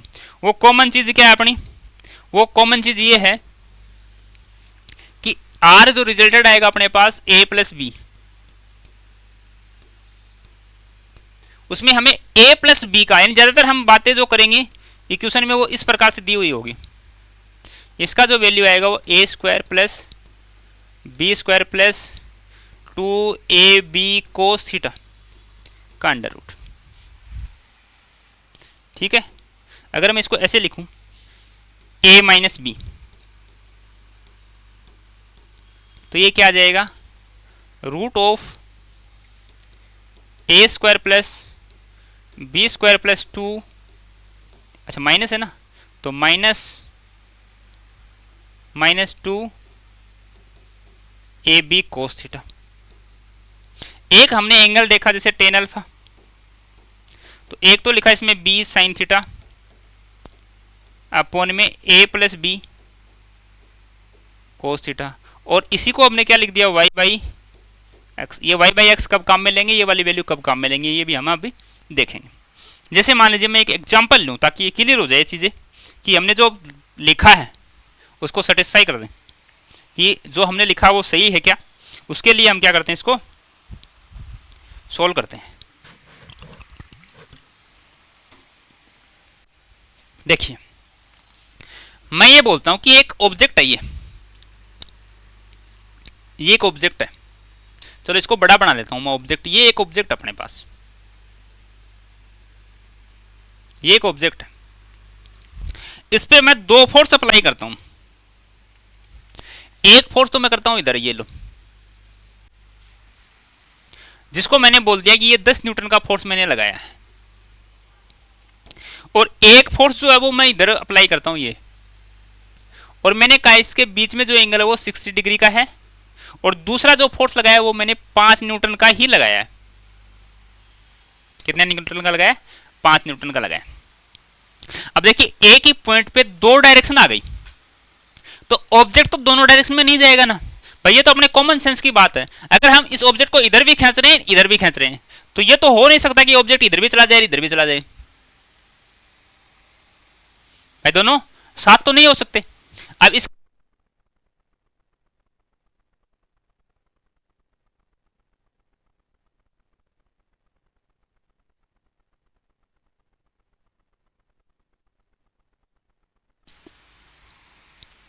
यानी ये एक ही साथ एक ही टाइम पे दोनों डायरेक्शन में तो नहीं जा सकता, यानी इसमें कोई दोनों को मिला करके कोई एक फोर्स निकलेगा, कोई एक फोर्स निकलेगा जिस फोर्स को ये ऑब्जेक्ट फॉलो करेगा, यानी एक फोर्स इधर निकल गया होगा। यानी हमने ये देखा कि ना ये 10 न्यूटन की तरफ जा रहा, ना ये 5 न्यूटन की तरफ जा रहा, ये इन दोनों के बीच में ट्रेवल करेगा, जिधर ज्यादा है उसकी तरफ ज्यादा शिफ्ट हो जाएगा। लेकिन हम ये मानते हैं कि दोनों के बीच में, इनके बीच में, यहां से लेकर यहां तक कहीं भी हो सकता है। इस एक रूट को हमने एक बार डिनोट कर लिया कि इस रूट पे ये फॉलो करेगा। इसका मतलब इसकी डायरेक्शन हमारे को देखनी है, ये वाला फोर्स अपने को काम में आएगा। भाई दो फोर्स अलग अलग डायरेक्शन में लग रहे, ऑब्जेक्ट जिस डायरेक्शन में जा रहा है वो फोर्स इसके काम का है, इसको मोशन करवा रहा है, बाकी दो फोर्स जो डायरेक्शन में लगे हुए हैं वो पूरा इस पे काम नहीं कर रही। तो इसका मतलब हमें ये फोर्स निकालना है। तो देखो ये पैरेललोग्राम लोग अप्लाई हो रहा है इस पे, और ये बीच में क्या इसका रिजल्टेड है। तो मैं ये कहूंगा कि इसका रिजल्ट जो है आर, वो क्या लिखूंगा, A square plus B square plus 2ab cos theta का रूट। जहां जहां दो डायरेक्शन आपको मिलेंगी फिजिक्स में, वहां वहां एक डायरेक्शन बनाने के लिए ये फॉर्मूला अपन काम में लेंगे पूरी फिजिक्स में, 11th में भी और 12th में भी, आगे भी हम इसको काम में लेते रहेंगे। देखिए ए को मैं 5 मान लूं तो 5 का स्क्वायर, बी को मैं 10 मान लूं तो 10 का स्क्वायर, प्लस 2 मल्टीप्लाई 50 मल्टीप्लाई कोस 60। अब जो हमारे पास एफ जो है वो आ जाएगा, कितना आएगा, इसको सोल्व करते हैं। देखो 25 प्लस 100 प्लस ये देखो इसकी वैल्यू होती है 2 मल्टीप्लाई 50 मल्टीप्लाई 1/2, 1/2 से 1/2 ये कैंसिल आउट हो गया। तो ये क्या आ गया, देखो 25 50 75 175 का रूट, 175 का रूट ये न्यूटन में हमने लिख दिया।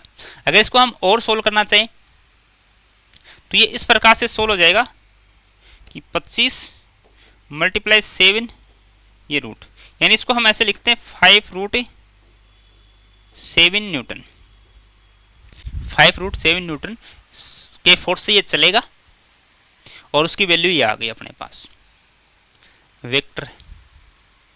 ये तो वेक्टर है, तो ये कौन से पाथ को फॉलो करेगा वो भी तो हमें देखना जरूरी है कि ये कौन से पाथ को फॉलो करेगा। यानी हमें ये देखना कि ये 10 के साथ कितना एंगल बना के जा रहा है, तो मैंने इसको क्या बोल दिया, अल्फा बोल दिया।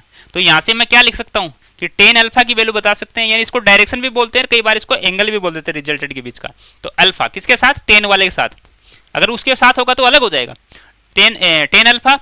तो बी साइन थीटा, यानी बी कितना 5, साइन थीटा कितना है 60, तो साइन 60 डिवाइडेड बाई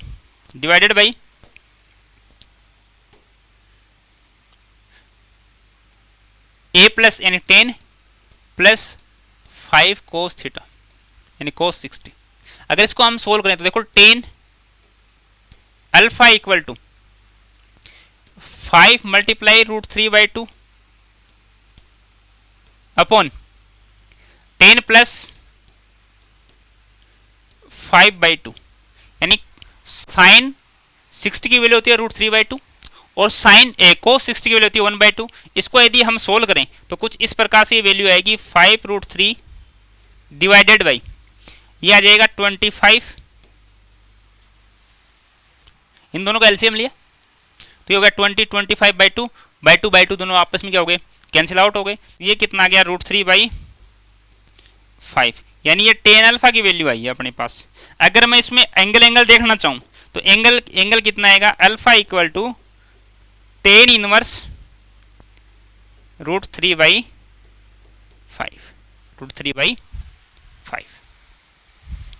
समझ में आया कैसे करना है इसको, आराम से कर सकते हैं। अगर मैं ये बोलूं कि एक वेक्टर है अपने पास, ऐसा कोई वेक्टर ले लिया मैंने a और वो है 3i + 4j, तो इसका भी मैग्नीट्यूड तो निकाल सकते हैं हम। इसका मैग्नीट्यूड कैसे निकालेंगे, देखो a का मैग्नीट्यूड हमने निकालना सिखाया था आपको, a² मतलब 9 + b² मतलब 16 का रूट कितना आ गया 25 का रूट कितना आ गया √5। डायरेक्शन देखें तो अल्फा की वैल्यू tan अल्फा, हाँ पिछले वाले में मैंने आपको बताया था tan alpha equal to y/x। देखो इसमें y/x क्यों लिया, क्योंकि दोनों एक दूसरे के परपेंडिकुलर है। i कैप और j कैप दोनों एक दूसरे क्या होते हैं, परपेंडिकुलर होते हैं, दोनों एक दूसरे क्या होते हैं, परपेंडिकुलर होते हैं। तो ये y/x यानी 4/3। तो यहाँ से देखो अल्फा की वैल्यू अगर मैं लिखना चाहूँ तो alpha equal to tan alpha 4/3, इसकी एक वैल्यू होती है जो आपको बार बार काम में लेनी है, तो उसको अब मैं इधर लिख लेता हूं नोट लगा के, ताकि वो आप याद कर सको। ये लो, ये अपने पास एक ट्राइंगल है, ये एंगल 90 डिग्री है और मैंने मान लिया कि ये जो इधर वाला एंगल है ये वाला, ये 37 डिग्री है। तो ये कितना हो जाएगा 53। 37 और 53 की वैल्यू बार बार हमारे को काम में आती रहेगी। तो इसके लिए मैं एक बार लिख देता हूं कि इधर वाली जो वैल्यू है 37, इसके सामने वाली साइड होती है 3 और ये होती है 4, ये होती है 5। अब आपको ट्रिग्नोमेट्री यूज करके इसकी वैल्यू रख सकते हो। तो देखो tan 4/3 मतलब ये परपेंडिकुलर होना चाहिए, ये बेस होना चाहिए, तो इसका मतलब ये एंगल बन रहा है। तो इसमें एंगल की वैल्यू कितनी आ गई 53 डिग्री।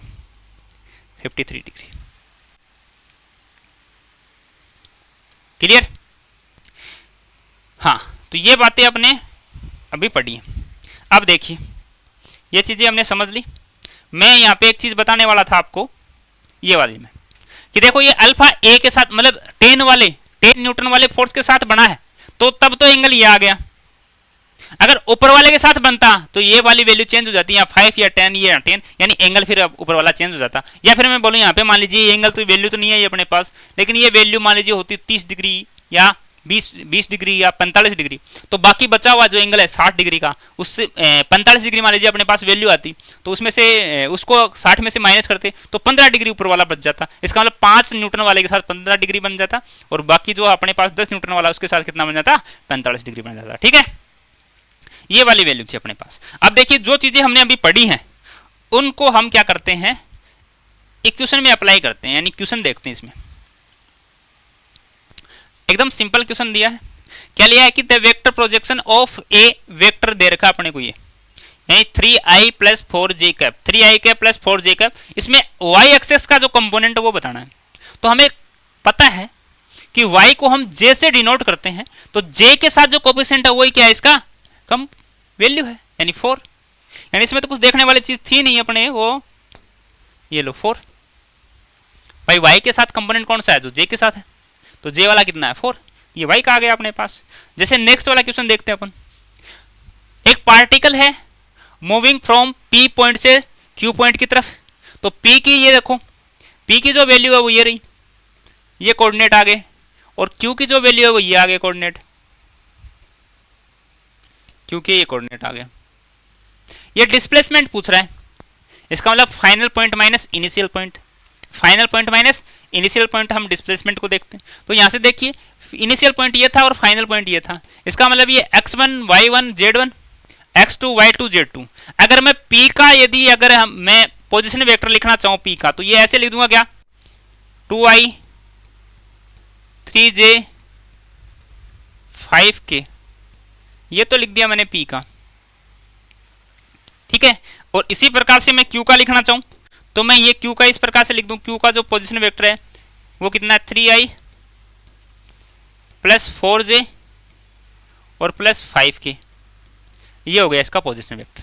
यानी एक पॉइंट ऐसे देखो, इसको डिनोट करके दिखाऊं मैं आपको, एक पॉइंट P यहाँ पे है, एक पॉइंट Q यहाँ पे है, ये वाला पूछा अपने को, P से Q की तरफ आया, इसका मतलब देखो मैंने कहा था कि मैं बाद में बताऊं कि R2 माइनस R1 करना है या R1 माइनस R2 करना है, वो डिपेंड करेगा कि फाइनल पॉइंट्स में से इनिशियल पॉइंट। देखो P से Q की तरफ गया है तो Q इसमें फाइनल पॉइंट है और P इसमें इनिशियल पॉइंट है, तो फाइनल माइनस इनिशियल करके हम डिस्प्लेसमेंट निकाल सकते हैं। और डिस्प्लेसमेंट को मैंने मान लीजिए S से लिख दिया, तो फाइनल क्या है, Q है और माइनस P हो गया। अगर यहाँ से Q में से P माइनस करें, देखो 3, हाँ ये भी ध्यान रखना, सेम डायरेक्शन वाला ही माइनस करेंगे आपस में, ये नहीं कि इस तरीके से जे के साथ कर दिया, नहीं, आई वाला आई वाले के साथ, जे वाला जे वाले के साथ, के वाला के वाले के साथ, क्योंकि सेम डायरेक्शन होगी तो ही क्या कर पाएंगे अपन माइनस प्लस कर पाएंगे। जैसे हम मैथ में पहले पढ़ते आए हैं कि जब सेम यूनिट होगी तो ही हम उसको क्या कर सकते हैं, ऐड या सब्ट्रैक्ट कर सकते हैं, उसी प्रकार से अगर सेम डायरेक्शन होगी तो ही हम इसको क्या कर सकते हैं, ऐड या सब्ट्रैक्ट कर सकते हैं। देखो ये कितना आ गया, 3 माइनस 2 यानी 1i, फिर ये देखो 4 माइनस 1 यानी प्लस j, फिर देखो 5 माइनस 5 तो ये 0k। अब ऐसा ऑप्शन देख लो इसमें कौन सा है, i j, पर k है इसमें, इसमें भी k है, इसमें भी k है, इसमें k नहीं है, तो ये क्या आ गया, C वाला ऑप्शन इसका राइट आंसर है। एकदम इजी बातें। फिजिक्स को आप जितना फील करके पढ़ोगे, इमेजिनेशन जितनी करोगे उसमें, उतना ही आनंद आता जाएगा, बड़ा आनंद आएगा। एक बार समझ में आने लग गई तो खूब आनंद आएगा इसमें, ना। अब देखो नेक्स्ट वाला क्वेश्चन अपने, a force of 5 Newton act on A particle along A direction making angle of 60। ये कह रहा है कि एक ऑब्जेक्ट है, ये एक ऑब्जेक्ट लिया हमने, इसका हॉरिजॉन्टल से 60 डिग्री एंगल पे कोई फोर्स लग रहा है, ये फोर्स लग रहा है इधर, कितना, 5 न्यूटन का, एंगल कितना बताया है, 60 डिग्री विथ वर्टिकल, है ना, एंगल वर्टिकल के है। तो दोबारा बनाते हैं इसको, ये अपने पास एक ऑब्जेक्ट है, ये ऑब्जेक्ट है, ये इसका वर्टिकल है, ये इसका हॉरिजॉन्टल है। तो वर्टिकल के साथ ये लो, ये एक फोर्स लग रहा है 5 न्यूटन का इधर, जो वर्टिकल के साथ एंगल कितना बना रखा है, 60 डिग्री, इट्स वर्टिकल, ठीक है।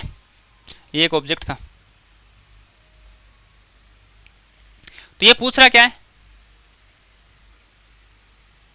Force, the force of 5 Newton act on the particle along the direction making angle 60 degree with vertical, ठीक है। इट्स वर्टिकल कंपोनेंट बताना है इसका, तो ये वाला कंपोनेंट भी बता सकते हैं अपन और ये वाला भी बता सकते हैं। अपने पास तो दोनों बताने की क्या है, कैपेसिटी है, पावर है, अपन तो दोनों को बता सकते हैं भाई, अपन तो दोनों को बता सकते हैं। लेकिन ये क्या पूछा, वर्टिकल पूछा है, तो ये वर्टिकल कितना होगा, देखो वर्टिकल के साथ एंगल बना हुआ है, तो जिसके साथ एंगल बनता है उसका कंपोनेंट कौन सा आता है, कोस वाला आता है। तो यानी ये क्या आ जाएगा, 5 मल्टीप्लाई कोस 60, और कोस 60 की वैल्यू कितनी होती है, 1/2 होती है, तो यानी ये हो गया 5 मल्टीप्लाई 1/2, और 5 का हाफ होता है 2.5, ये तो इसका वर्टिकल आ गया। अगर हॉरिजॉन्टल बोले तो 5 मल्टीप्लाई साइन 60, तो ये कितना आ गया, 5 मल्टीप्लाई √3/2, ये आ गया अपने हॉरिजॉन्टल। तो वर्टिकल कितना आया है, वर्टिकल आया अपने पास 2.5 आ रहा है कुछ समझ में। देखो नेक्स्ट, गिवन वेक्टर, ये अपने को एक वेक्टर दे रखा है, एंगल बिटवीन ए वाई एक्सेस के साथ, ये जो वेक्टर है ये वाई एक्सेस के साथ कितना एंगल बना रखा है वो अपने को फाइंड करना। देखो इस प्रकार से ये एक वेक्टर है, ये इसका एक्स है, ये इसका वाई है, और इसको हमने इस प्रकार से ए डिनोट कर लिया, ये ए है, ठीक है।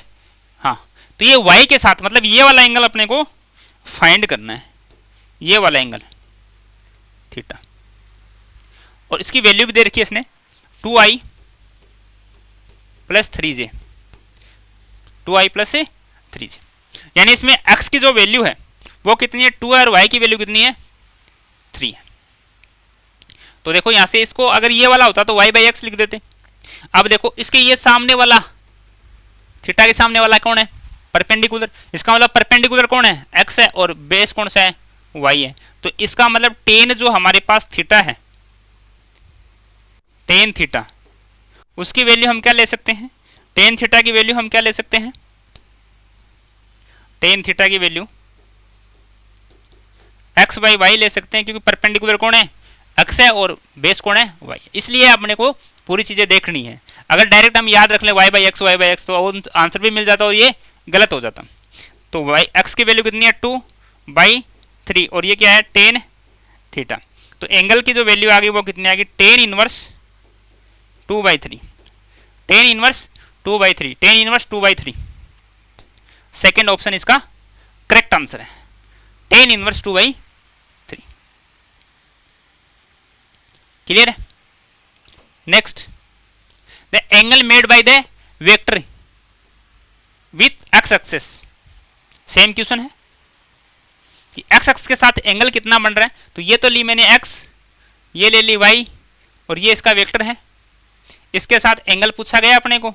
तो इसका एंगल अभी हमने निकाला है कि देखो इसके सामने कौन हो गया वाई हो गया, तो इसका वाई बाई एक्स आ जाएगा टेन की वैल्यू, यानी टेन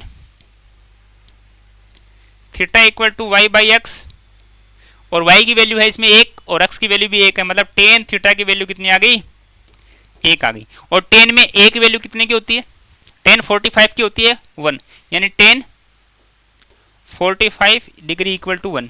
तो इसका मतलब इसका आंसर क्या आ गया अपने पास 45 डिग्री, 45 डिग्री।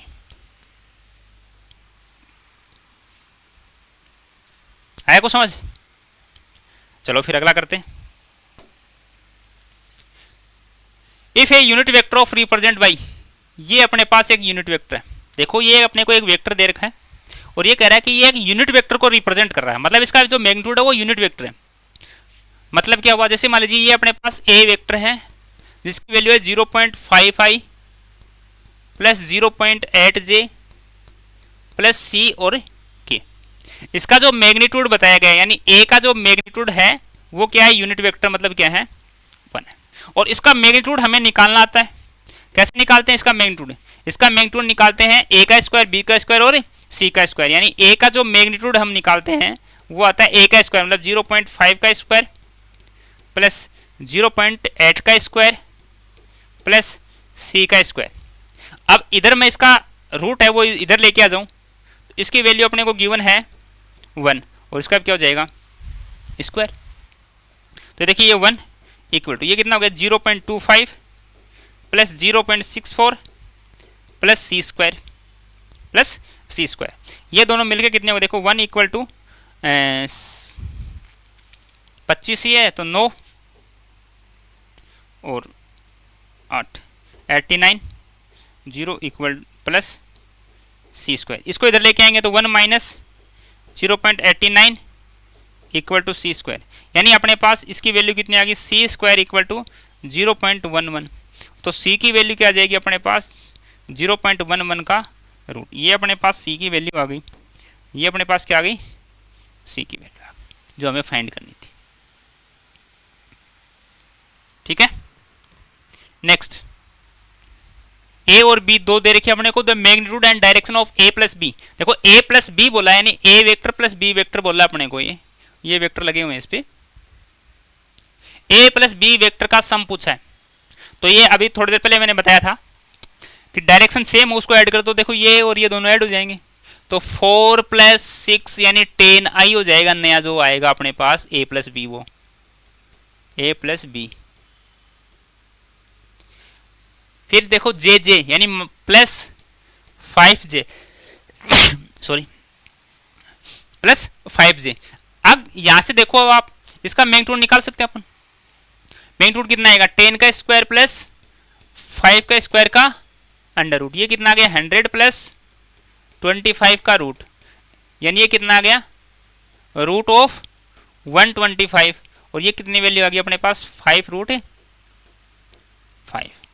ठीक है, तो पहले तो ये एक ऑप्शन देख लेते हैं, मैग्नीट्यूड एक ही है अपने पास ऑप्शन, तो दूसरा आप निकालना चाहो तो निकाल लो, वरना आंसर आ गया अपना। दूसरा कैसे निकालोगे, y बाई एक्स किसके साथ बना रखा है, तो y बाई एक्स देखो tan alpha equal to y by x. अगर आपने को ये वाली वैल्यू दे रखी है आई जे के में, तो हम y बाई एक्स यूज करते हैं, तो y बाई एक्स क्या आ जाएगा, देखो टेन अल्फा, y की वैल्यू कितनी यहां से देखना, आप वो नहीं देखना, उन दोनों का मिला के 5/10, यानी क्या आ गया 10 अल्फा इक्वल टू 1/2। तो अल्फा की वैल्यू क्या आ गई अपने पास 10 इनवर्स 1/2, 10 इनवर्स 1/2। बाकी हमें एक निकालने से ही ऑप्शन मिल गया, तो दूसरे पे हम टाइम वेस्ट नहीं करेंगे एग्जाम में। ठीक है, ये वाली वैल्यू पूछ रहा है कि ए बी सी की वैल्यू दे रखी है अपने को, और a minus 2b plus 3c की वैल्यू अपने को फाइंड करनी है। तो देखिए, जो भी अपने वेक्टर को मल्टीपल करना है किसी भी स्केलर क्वांटिटी से, तो कर दीजिए डायरेक्ट आप। a की वैल्यू ये रहेगी, अब 2b की वैल्यू कितनी आ जाएगी, देखो 2b की वैल्यू आ जाएगी, इसको 2 से मल्टीप्लाई करो 6i नहीं j माइनस 2k। ऐसे ही 3 से किसको करो c को, तो 3 से c की वैल्यू कितनी आ जाएगी 18i cap minus 6k cap, और a की वैल्यू अपने पास 2i प्लस j है, और ये j का कंपोनेंट i नहीं है इसमें। ठीक है, अगर इसकी वैल्यू हम निकालना चाहिए तो क्या करेंगे, देखो तीनों को ऐड करना अपने को, तो तीनों को ऐड कर देंगे। देखो i देखो, इसमें i है, इसमें नहीं है, इसमें है, तो इसका मतलब ये 20i हो गया, प्लस j देखो केवल इसमें j है, बाकी इसमें भी है, तो 1j ये हो गया, 6j ये हो गया, तो मतलब 7j हो गया। माइनस प्लस भी है क्या कुछ, हाँ ये माइनस का है,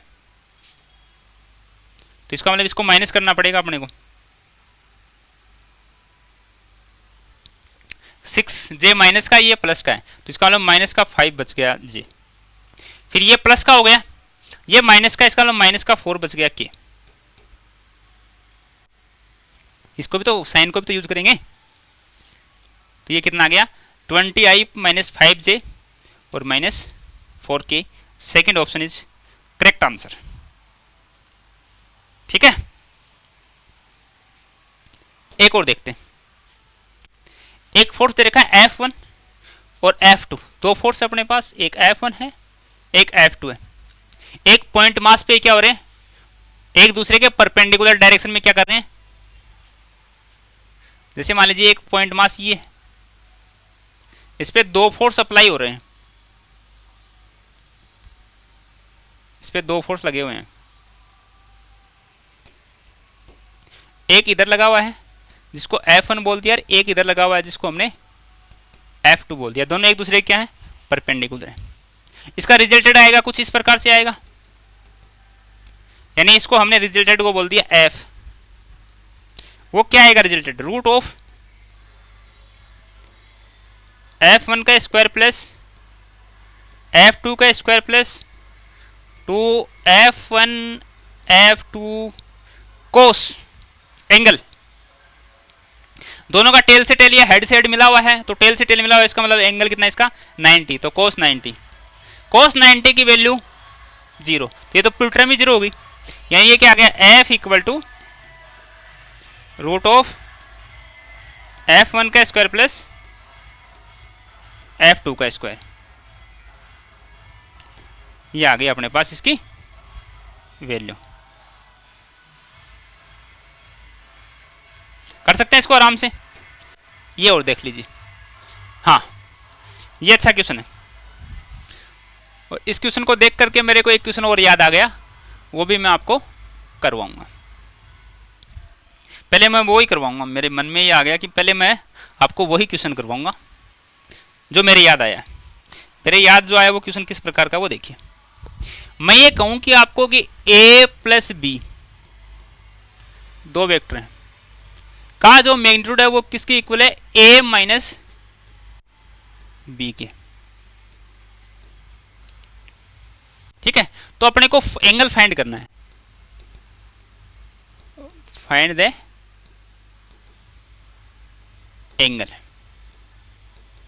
ए और बी के बीच का एंगल फाइंड करना अपने को। तो देखिए कैसे करते हैं इसको।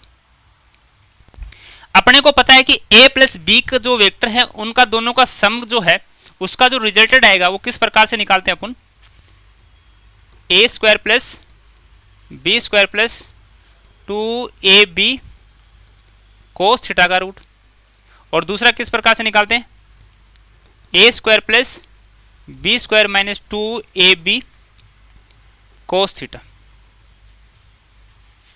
ठीक है, यानी A square plus B square plus 2ab cos theta, ये तो आता है अपने पास a प्लस बी का, ये तो किसका आता है, a प्लस बी का मैग्नीट्यूड आता है, यानी वेक्टर a और वेक्टर b का जो रिजल्टेड है उसकी वैल्यू आती है। अब देखो दोनों तरफ मैं क्या कर दूं, इसका स्क्वायर कर दूं, दोनों तरफ स्क्वायर करेंगे तो रूट क्या हो जाएगा, हट जाएगा इसका, तो A square plus B square plus 2ab cos theta, और ये क्या आ जाएगा, A square plus B square plus minus 2ab cos theta. ठीक है, ये ए से ए काट दूं इसको, ये बी से बी, भाई ए को मैं उधर लेके जाऊंगा तो माइनस ए होगा, तो A square minus A square 0, B square minus B square, तो दोनों को मैं इधर ही काट दिया। अब देखिए ए बी और 2 काट दिया, यानी इधर क्या बच गया मेरे पास, कोस थीटा, और इधर बच गया माइनस का कोस थीटा। अगर मैं इसको इधर लेके आ जाऊं तो ये क्या हो जाएगा, कोस थीटा 2 हो जाएगा, इधर ले गए तो ये क्या आ गया 0, तो इधर आ गया कोस थीटा इक्वल टू 0। अब कोस थीटा कितना होता कि वैल्यू 0 हो जाए, तो थीटा की वैल्यू कितनी होगी यहाँ पे 90, यानी कोस 90 की वैल्यू क्या आती है, 0 आती है। यानी हमने फाइंड किया कि ए और बी के बीच का जो एंगल होगा वो कितना होगा, 90 डिग्री होगा, कितना होगा 90 डिग्री। ठीक है, अब देखते हैं हम जो अगला क्वेश्चन था अपने पास वो वाला, अब देखते हैं इसको। अभी इस क्वेश्चन से आप समझ गए होंगे कि इसको किस प्रकार से हमें सोल्व करना। तो देखिए a माइनस बी, तो इसको क्या लिख दूं मैं, इस वाली वैल्यू को ए स्क्वायर प्लस बी स्क्वायर और माइनस 2ab कोस थीटा का रूट। फिर आगे एक छोटी सी बात और बोलिए कि इनका रिजल्टेड है वो a है, ऐसे मान लो आप, और a और b दोनों का रिजल्टेड भी क्या है, इक्वल है। इसका मतलब r जो रिजल्टेड है वो a और b तीनों क्या है, इक्वल है। तो इन तीनों की जगह में एक वैल्यू काम में ले लूं, ये जो हमारे पास तीनों वैल्यू हैं इसमें तीनों की जगह कोई एक वैल्यू, जैसे मान लीजिए मैं तीनों की जगह a काम में ले लेता हूं। a काम का मतलब क्या है, r की जगह भी a लिख दूं क्योंकि बराबर ही है वो, और इधर रूट हटा के इसका स्क्वायर कर दूं, इसकी जगह भी a लिख दूं, b की जगह भी a लिख दूं, minus 2a square cos theta. अब देखिए ये कितना हो गया 2a, यानी ये देखो a square equal to 2a square minus 2a square cos theta. ठीक है, इसको मैं इधर लेके आऊं तो माइनस का a square equal to minus 2a square cos theta. देखो a स्क्वायर से a स्क्वायर काट दिया, माइनस से माइनस, तो ये क्या आ गया 1/2 इक्वल टू कोस थीटा। तो इसका मतलब थीटा की वैल्यू क्या आ गया अपने पास यहाँ पे 60 डिग्री, यानी कोस 1/2 किसकी वैल्यू होती है 60 की, कोस 60 की वैल्यू जो है वो क्या होती है 1/2 होती है। ठीक है, अब देखिए ये तो अपने को पता है मैक्सिमम और मिनिमम वैल्यू जो है उसकी वैल्यू दे रखी है 3:1, यानी मैक्सिमम का मतलब क्या है, देखो दो वैल्यू है p प्लस q, तो इसकी मैक्सिमम वैल्यू यही होती है क्या, और मिनिमम वैल्यू क्या होती है p माइनस q। ये तो हमने पढ़ा था कि अगर मैक्सिमम वैल्यू है तो थीटा की वैल्यू 0 लेते हैं और उसकी वैल्यू निकल के आती है a प्लस बी, और मिनिमम वैल्यू आती है a माइनस बी, और इसकी वैल्यू दे रखी है अपने को 3/1। क्रॉस मल्टीप्लाई करवा दूं इसको तो p plus Q equal to 3p minus 3q। अब देखिए q को मैं इधर लेके जाऊं, p को इधर लेके आ जाऊं, तो q हो जाएगा 4q और p हो जाएगा 2p। इसको इससे काट दें तो कितना आएगा p equal to 2q, p equal to क्या आएगा 2q, p की वैल्यू क्या आएगी 2q के इक्वल, यानी ये क्या अपना आंसर है, फर्स्ट इज करेक्ट। ठीक है,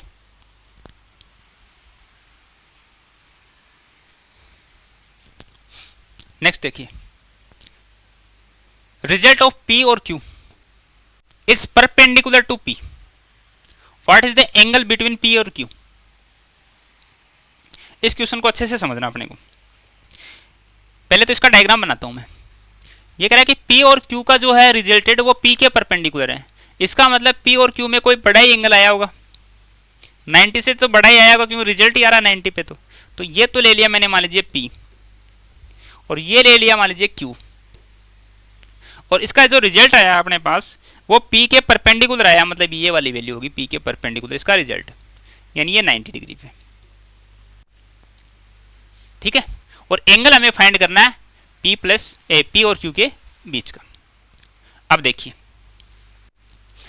अगर मैं यहां से एंगल, ये अल्फा की वैल्यू है कि नहीं, मैं किसी एक वेक्टर और रिजल्टेड के बीच में जो एंगल आता था उसको हम निकालते थे tan अल्फा से, और उसका अपने पास फॉर्मूला भी था एक जो हमने वहां से फाइंड किया था कि tan alpha equal to B sine theta upon में A plus B cos theta.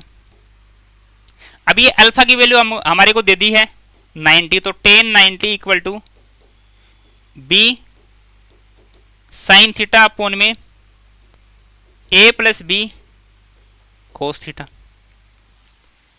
ठीक है,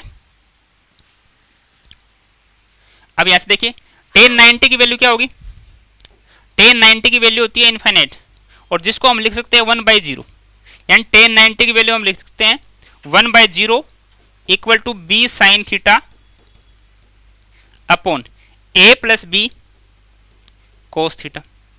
अगर मैं इसको क्रॉस मल्टीप्लाई करवाऊं, यानी A की जगह कौन है, A की जगह P है और B की जगह कौन है, Q है। ठीक है, तो इसको मैं दी क्रॉस मल्टीप्लाई करवाऊं, जैसे इसको क्रॉस मल्टीप्लाई करवाएंगे तो ये हो जाएगा, देखो A का मतलब P, क्योंकि यहां पे क्या लिया हमने P, plus Q cos theta equal to 0, Q cos theta equal to 0। तो यहां से देखिए जो Q कोस थीटा की वैल्यू है, Q cos theta equal to क्या आ जाएगा, माइनस P। तो यहां से कोस थीटा की वैल्यू क्या आएगी, माइनस P/Q। अब ऑप्शन देखते हैं इसके, तो कोस में है इनवर्स में, तो इसको मैं ऐसे लिख दूं कि theta equal to cos inverse minus P/Q, minus P/Q। तो कोस इनवर्स माइनस P/Q, यानी सेकंड ऑप्शन इसका क्या है, करेक्ट आंसर। ये लीजिए सेकंड। ठीक है,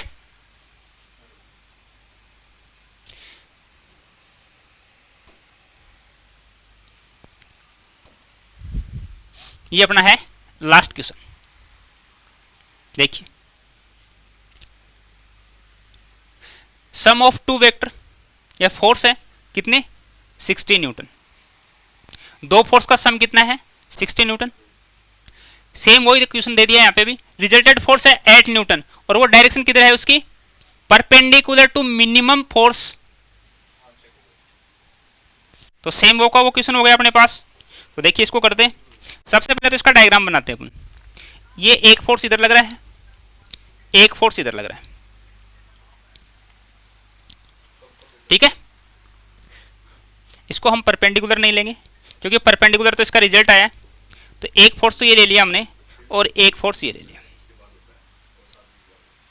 इसका जो रिजल्टेड आया अपने पास वो क्या आया है, स्मॉल वाले के परपेंडिकुलर, यानी इसको हम स्मॉल मान लेंगे, जैसे ए बोल दिया इसको और इसको बोल दिया हमने बी, यानी ए जो है वो स्मॉल है बी से, और ये भी पता है हमारे को कि ए और बी की जो वैल्यू वो कितनी है, 16 है। दोनों का सम कितना है, जो दोनों फोर्स है उसका सम कितना है, 16 न्यूटन। ठीक है, और ये एंगल कितना है, 90 डिग्री। ये रिजल्टेड है, ये कोई एक वेक्टर है, इन दोनों के बीच में जो एंगल है वो 90 डिग्री है। इन दोनों के बीच में एंगल कितना है, 90 डिग्री है। तो अभी हमने देखा था इसका जो फॉर्मूला था अपने पास वो ये था tan alpha equal to B sine theta upon में A plus B cos theta, A plus B cos theta. देखो यानी tan alpha equal to B sine theta upon में A plus B cos theta. ठीक है, value रखते हैं इसमें। देखिए अल्फा की वैल्यू अपने को गिवन है 90 डिग्री, जो हमने देखा था डायग्राम में, ये रही। यानी एक वेक्टर और रिजल्टेंट के बीच का एंगल जो है उसको हम अल्फा काउंट करते हैं।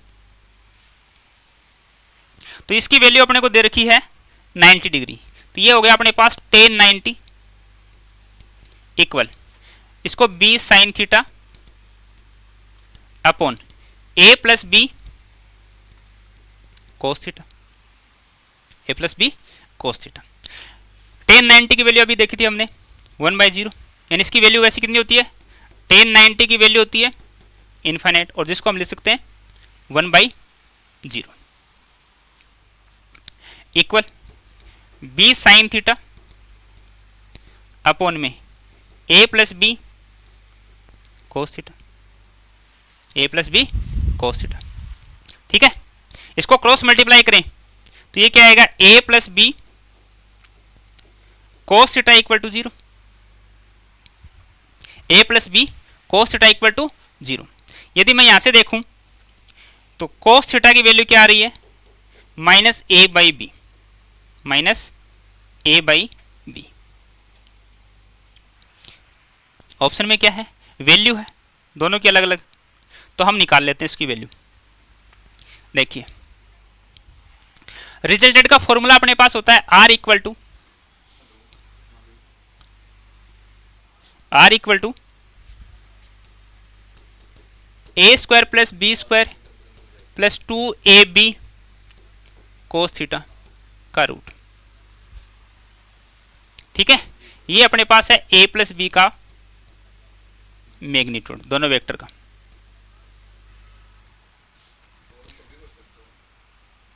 ठीक है, हमें निकालनी इसकी वैल्यू a और b की। इक्वल देखिए A square plus B square plus 2ab, और कोस की वैल्यू क्या है अपने पास, कोस की value minus a by b, यानी माइनस ए बाई बी। देखो ये इससे कट गया, ए प्लस बी का स्क्वायर इक्वल टू, चलो इसको ऐसे नहीं लिखेंगे, ए प्लस बी का जो मैग्नीट्यूड है वो कितना आएगा अपने पास, ये कट गया बी से बी, ये हो गया माइनस का ए स्क्वायर, यानी ये आ गया A square plus B square minus 2a square का रूट। ठीक है, a प्लस बी इक्वल, यहां से कितना आ जाएगा, b का स्क्वायर माइनस a का स्क्वायर का under root, B square minus ए स्क्वायर का under root. a plus B की जो वैल्यू है वो अपने पास कितनी है, 60। a प्लस बी की वैल्यू क्या अपने पास, 60। अब देखो इसको और सोल्व करते हैं हम आगे। यह है अपने पास a प्लस बी का जो मैग्नीट्यूड है रिजल्ट वो है ए स्क्वायर बी स्क्वायर माइनस ए स्क्वायर, है ना, बी स्क्वायर माइनस ए स्क्वायर का अंडर रूट। अब देखिए